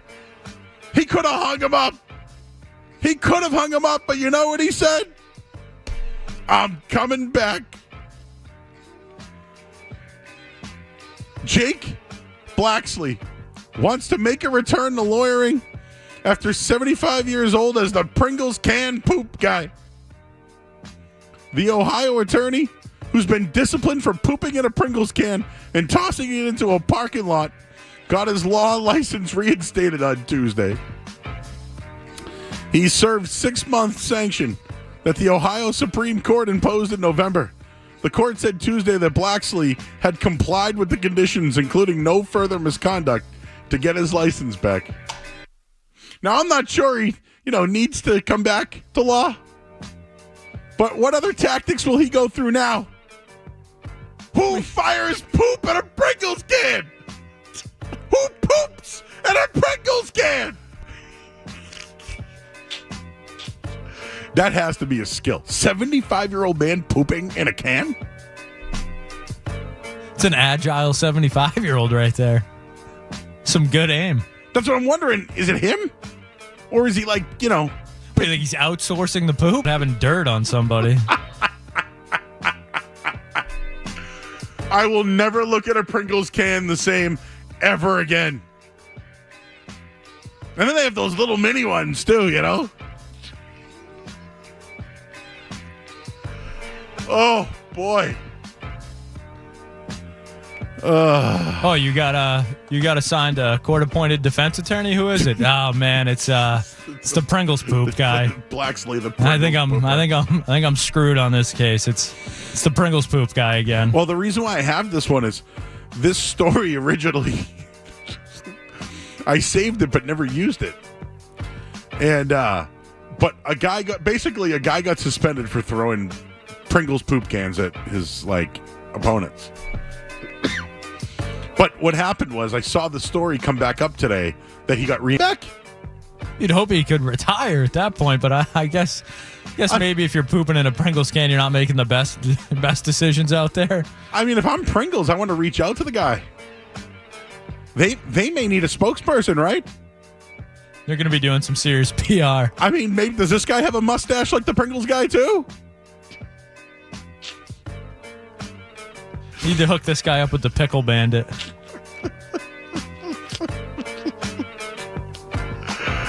Oh, would you rather have Saul Goodman or the Pringle poop lawyer?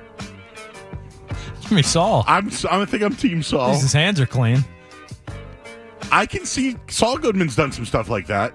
Well, his hands are clean, literally. I'm saying. I feel like I need to look into this a little bit more. Who hires the Pringle poop guy? All I can think of is my cousin Vinny when he's like, I'm going to get the court-appointed lawyer, and the guy didn't know how to speak. Yeah. Would you rather have that guy or the Pringles guy? Give me the Pringle poop.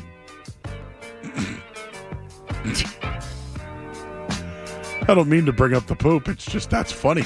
My hand doesn't fit in a Pringle jar, so I'm not even going to try the other thing. There was a bunch of other things I was going to mention, and I don't even know anymore. Oh, I wanted to bring this up, too. James Gandolfini passed away 11 years ago today. Legendary role, Tony Soprano. So I saw the list of movies he was in. I feel like I need to go back and watch them. Check that one out. He was also in a movie with Julie Louis. I just had somebody send me a Return of the Mac video, but instead it's Return of the Crab. All right, you've heard of that's some pretty vengeful, petty kind of thing, right? To throw poop in a Pringles can. So what does he eat the Pringles and then poops it and then tosses it? Is that considered recycling? Or?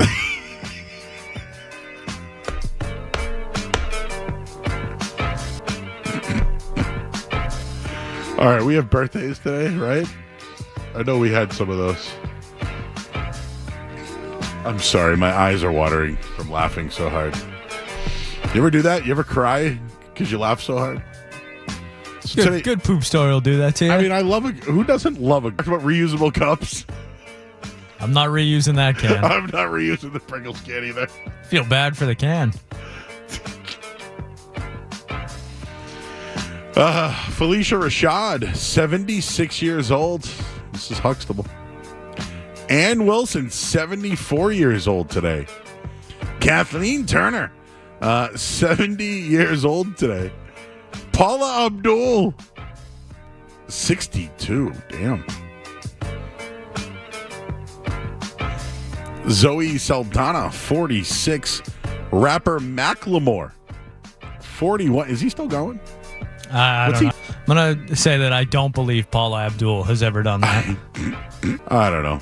That's all I got. We got another hour to go. Did I miss anybody else?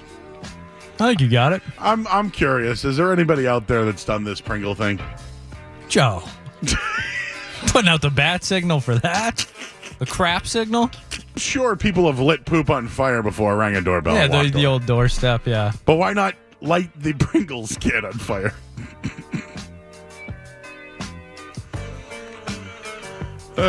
What did I do?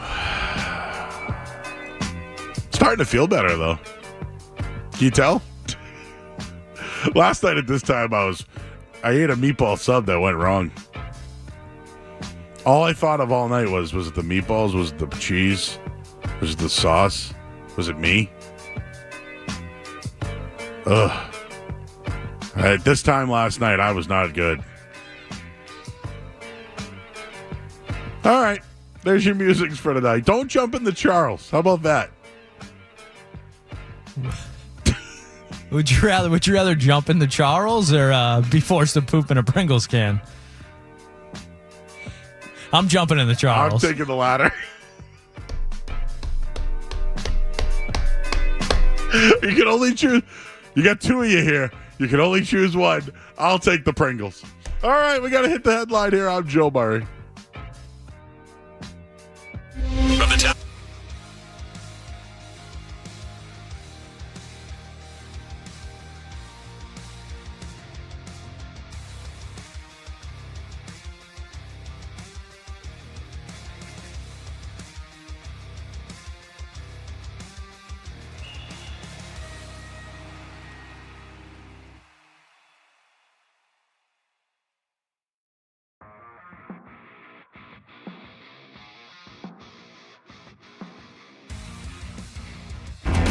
My eyes are watering. I have to clear them off for a minute so I can read. Jaron Durant hit a home run tonight, so that was good. And the Sox have won 5 in a row now, 40-35 on the season. They're off tomorrow, and they'll begin a series with Cincinnati at Cincinnati on Friday night. Monty Williams fired in Detroit. It's going to get $65 million. Headlines, they are brought to you by Safety Insurance, providing comprehensive coverage for your auto, home, and business. Ask your independent agent about safety. I'm Joe Murray. Your next update in 30 minutes. Mission accomplished. Goes to Derek White, who steps back into the corner for three. Kick into the corner. Al, three. Got it. Offensive rebound. Lively. Blocked by Derek White. A monster block. This is the flagship station of the world champion Boston Celtics. 98.5, the Sports Hub.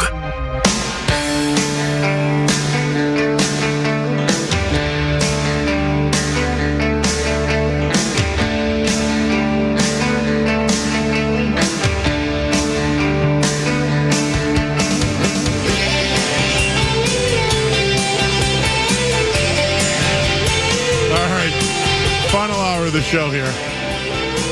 I put the crap call out. Let's just do it. Alan, how are you? Hey, Alan. Alan. Robert. Yes. Yes. You're on the air. Matt in Hawaii, aloha. What were those guys doing? Hopefully nothing hovering over a Pringles can. Hopefully not eating Pringles or doing anything with a kid. So you finally have some heat, Joe. Yeah, it's hot, and I don't like it. Well, it's 84 here. 84, no shirt on. Oh, yeah, no shirt on. So I have a tip for the heat, I have 2 words. You get on a flight, you come to Hawaii, and you get shave ice. I love shave ice. That was more than 2 words, wasn't it? Do they put that in a can? They do not, but there is actually Shave Ice Company in Boston that you can get to come to the studio on a truck. Now we're talking. Kona Ice, baby. Ooh, I've yet to go to Kona. Have you been there yet? I have been. I work out of there a lot, so I'm there frequently. It's very hot there. What's your favorite island? My favorite island would have to be... I let it all out. You had that a few beers. Cannonball. Yeah, I could see that. That and belly flops. Yeah, just like Chris Farley. Exactly. One of my heroes. Yeah. Oh, he was the best. He was. So you were born up in Boston. I envy you. Yep. I grew up I grew up in Hyde Park, so we had our own little there was like this own little section of the Charles River that we had that was not clean. It was not at all. Not at all. Yeah, I can see that. Yeah. Well, I guess I listened to you when you put in your 2 cents about who to bet on, so thank you for that. Nice. Oh, hey, you did well. You hit the Belmont, huh? Yeah, I hit the trifecta on a $12 try box. Jeez. I went with 2 favorites, Sierra Leone, and I think it was Mine Shaft, and I picked Door Knock in there, and I hit it for $986 on a $12 bet. Can buy a lot of Pringles with that. Well, usually I don't bet that much, thank God, because I've been able to control that. Years ago, I didn't do too well on football, so. But it was great talking to you and your cohort in the studio. Yes. He's funny too. Yes, guys. Yep. He's funny too. All right. All right, buddy. Appreciate you. Thank you. Cohort. Yeah, close enough. Soft tea, I guess. We got to go to break. I'm Joe Murray here on the Sports Hub. Don't go anywhere.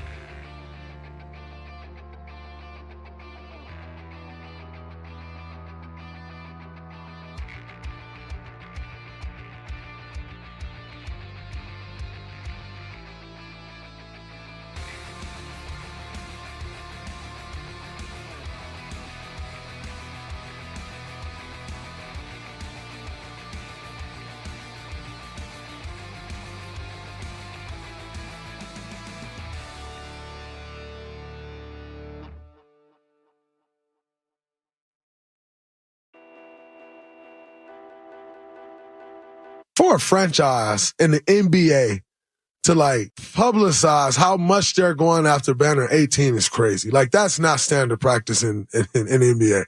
It's just not. They actually did it.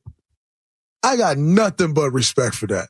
A lot of people would tell you got to go, don't tell nobody because they try to tear it down. They kept telling us our goal. We got to get banner 18 and number 18, 18, 18. And they actually went and did it. And if you can't respect that, I can respect that. So if you can't respect that, I'm sorry, but I can't respect you because that is the definition of standing on what you speak on, standing on business, however you want to break it down. That is it. Felger's wearing a "How About Them Damn Celtics" t-shirt right now, courtesy of Cedric Maxwell. We haven't heard from Felger. He said he was going to call in. I asked him, I said, hey, if the Celtics win the championship, are you going to call in? Are you going to come on, is what I said. Come on. He said, yep, no problem. Haven't heard from him yet. I know he calls us out. I heard that.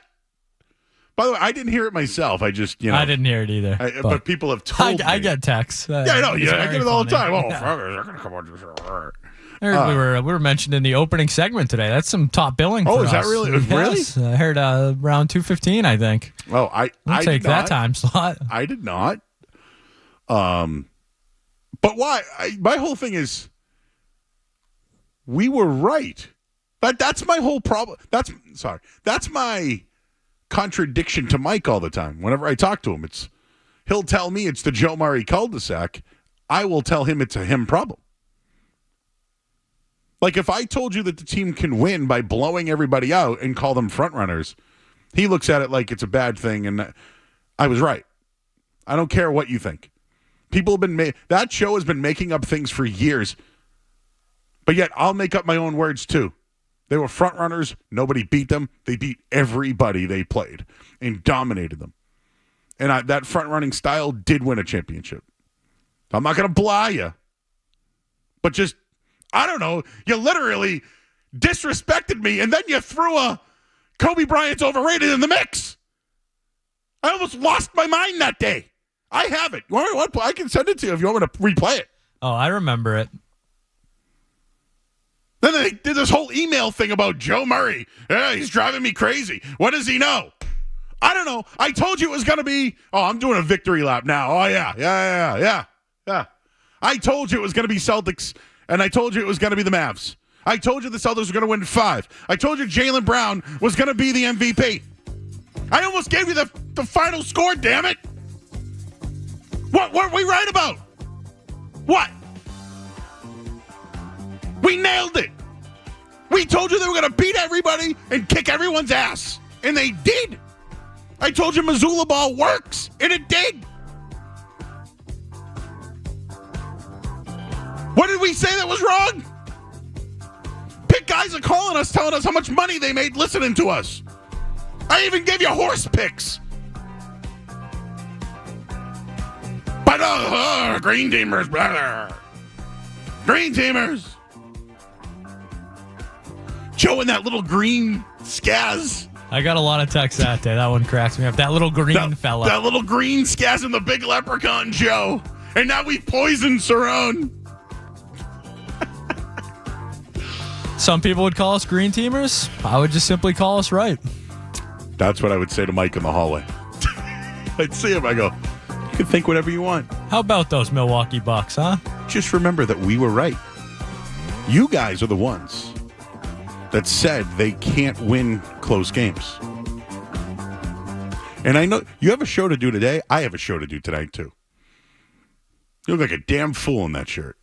Yes, it seems like Mike is dealing with a little bit of blang right now from one of our coworkers.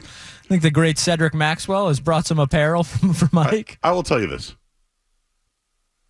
Cedric Maxwell's a made man. He can do this all night long. He called every show but ours. That's fine. He's too busy. He is too busy. He can do that. We just told you what happened. It's true. I don't know. Did you see the ratings? People were listening to us because we knew what we were talking about. I won't flex on the ratings again. But I don't know. I mean, Hell, if we told you the final score was going to be this and it's that, and we tell you they win in 5, and we tell you they can win without Porzingis, whatever. They've been doing it for 15 years. And they're great at what they do. I honestly mean that. But that day at that big night studio, I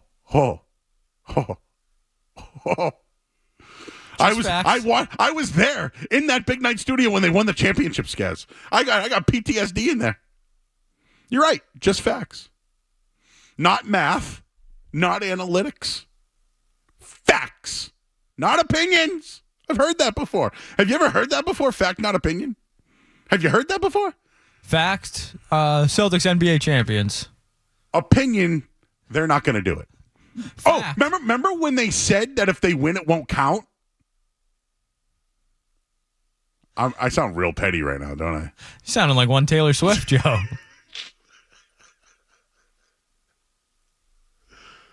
Oof. Joe Mazzulla watched The Departed before Game 5 to get mentally prepared. Him and Jason Tatum watched The Dark Knight to get prepared.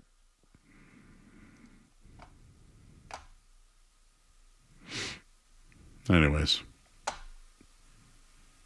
Somebody wants me to put subtitles on our YouTube. Should we do that? Good luck with them keeping up. Yeah. Would love to see those subtitles. Yeah, me talking about poop and Pringle cans. These callers with their great connections. Oh, yeah. That'll work out just great. Anyways. Are we late? I don't know anymore. Does any more Draymond? Did he say anything else? Yeah, well, we could play it on the other side. All right, we'll play more Draymond. We'll get your final headline of the night. I don't know. I think we were right. Were we lucky or were we right? I don't know. Because I feel like we've been pretty consistent all year long. Oh, and we didn't say Dynasty. Dynasty is 2. But I did say repeat. Get your final headline of the night coming up next here on 98.5. Joe's going to get dumped on captions, Riz says. Let's get the headlines. Sports Hub headlines. Hey.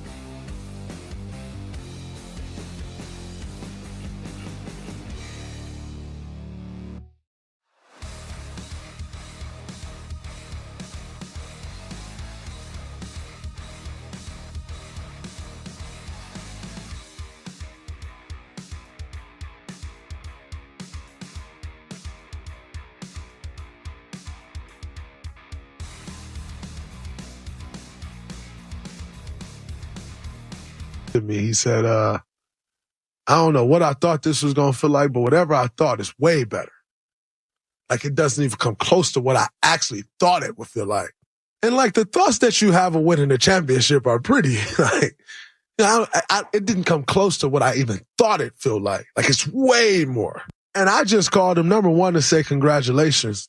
But number two, I said to him, I just need to feel this energy because I know what it's like. Like, when you're around someone that just won a championship, the vibrations that you catch from them, like, they are at their frequency level is at an all-time high. Like, it's just radiating. When a little brother of mine win a championship, I feel like I won a championship because to see them experience that, you know the feeling. And I got a chance to feel that energy, and then I'm like, all right, bye. Like, go have your fun. I'm out your hair.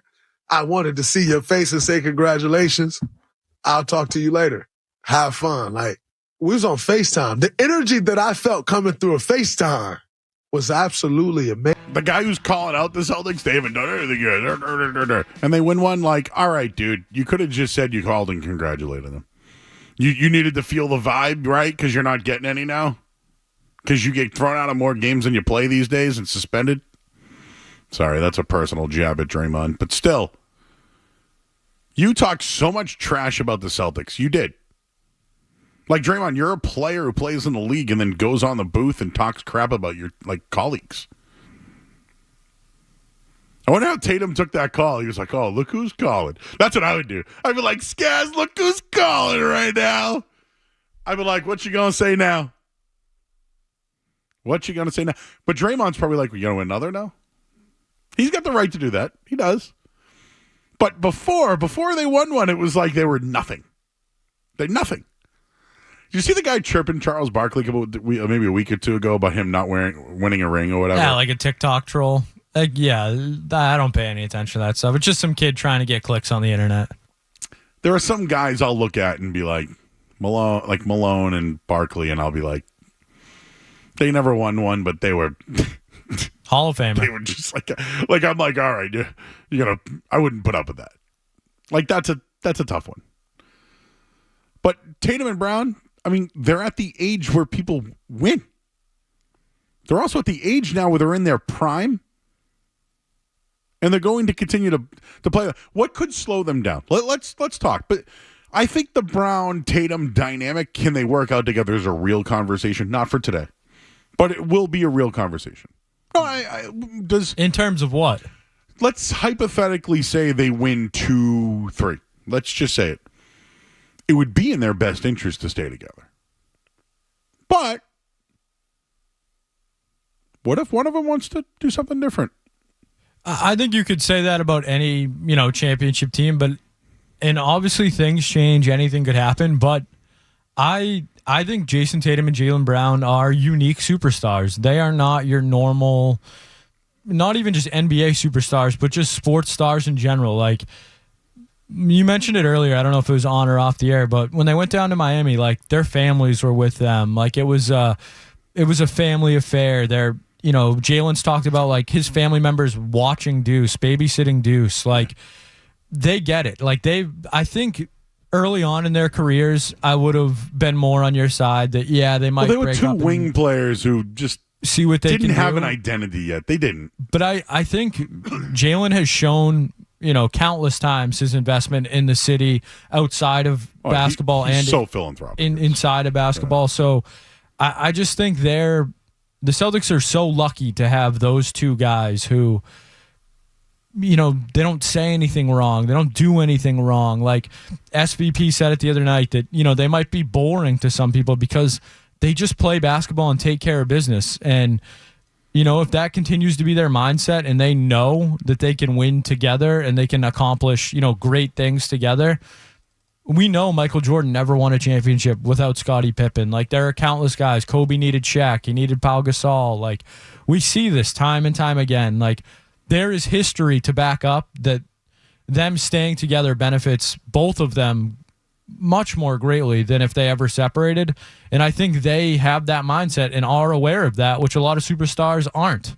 So I think that is a little different. I think if it took them longer to win, things got rockier, we're having a different conversation. But for right now, I don't see, either of them not making it through the contracts that they're the one Tatum's about to sign and the one Jalen did sign. I would say for the next 2 or 3 years they're locked in. I'm talking next year, in 2 more years. The Warriors kept it together. It was Steph got hurt, Draymond got into some stuff, then Clay got hurt. And Clay's leaving this offseason. Yeah, he's going to leave probably. You think Draymond's going to retire a Warrior? Probably not. I don't think so. He could help another team. Like, who could he help? Do you think he could help the Bucks? Could help you in a year or 2. Would you trade Porzingis for Draymond? Not right now, no. What about in 2 years? Yeah. I don't know Draymond's age. He might be older than you think he is. But that's your comp, right? That would like a Horford kind of replacement, even though he doesn't shoot like Horford does. Like I know people don't like Draymond. He's very annoying. I if get Draymond it, was but on the Celtics, they would love him. You would love him. It's like Martian. He's also one of the more cerebral players of the last 20, 25 years. Mazzulla would love him. I think he would love Mazzulla. Well, he might buy into the analytics too. He knows where to be. He knows what to do. He's a guy that isn't the most athletic guy on the court, never has been, but has always gotten the most out of his ability. So yeah, whether you like Draymond or not, he's a Hall of Famer. He's got the accolades. So yeah, I think he's a guy that you could see jump around later in his career. I see him as a Laker. He's 34. So a little older than I thought. These were the numbers from earlier. The Celtics held a 20-plus lead in 50 of 101 games. Only other team to do that, the 17 Warriors. 15 more wins than the other team, 6th ever.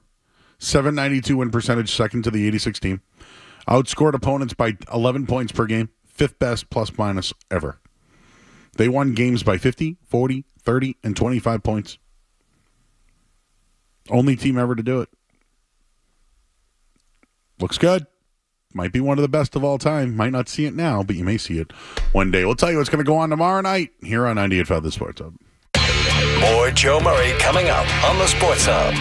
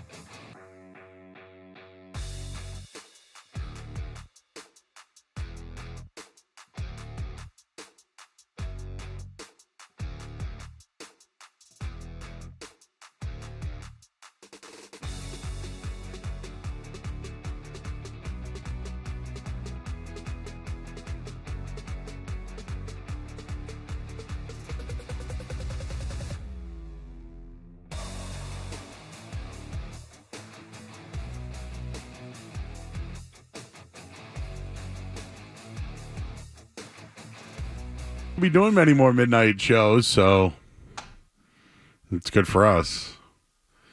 Tomorrow night, we're going to do some Red Sox. They're 1.5 games back of a wild card spot. Can you believe that? So we'll be heavy Sox tomorrow night. Also, just one other thing. The Blue Jays, Raptors, and Maple Leafs, all Toronto teams, have now lost 11 straight regular season games to teams from Boston. Wild. Not good. Not good, whatever. So we're continuing the Celtics celebration. Of course, the parade will be on Friday. The Celtics are back. For all the people who are upset about them partying in Miami for a day, they literally brought their families with them. And they may have gone golfing and maybe a boating thing. They did a big dinner. So, like, come on. There were some people really upset about it. Relax. It's back. Joe Mazzulla is literally walking around the North End with a giant trophy today. Thanks, Christina. Nice job tonight. Skaz, as always, excellent job. I'm Joe Murray. We're back tomorrow night. Gonna do a little baseball.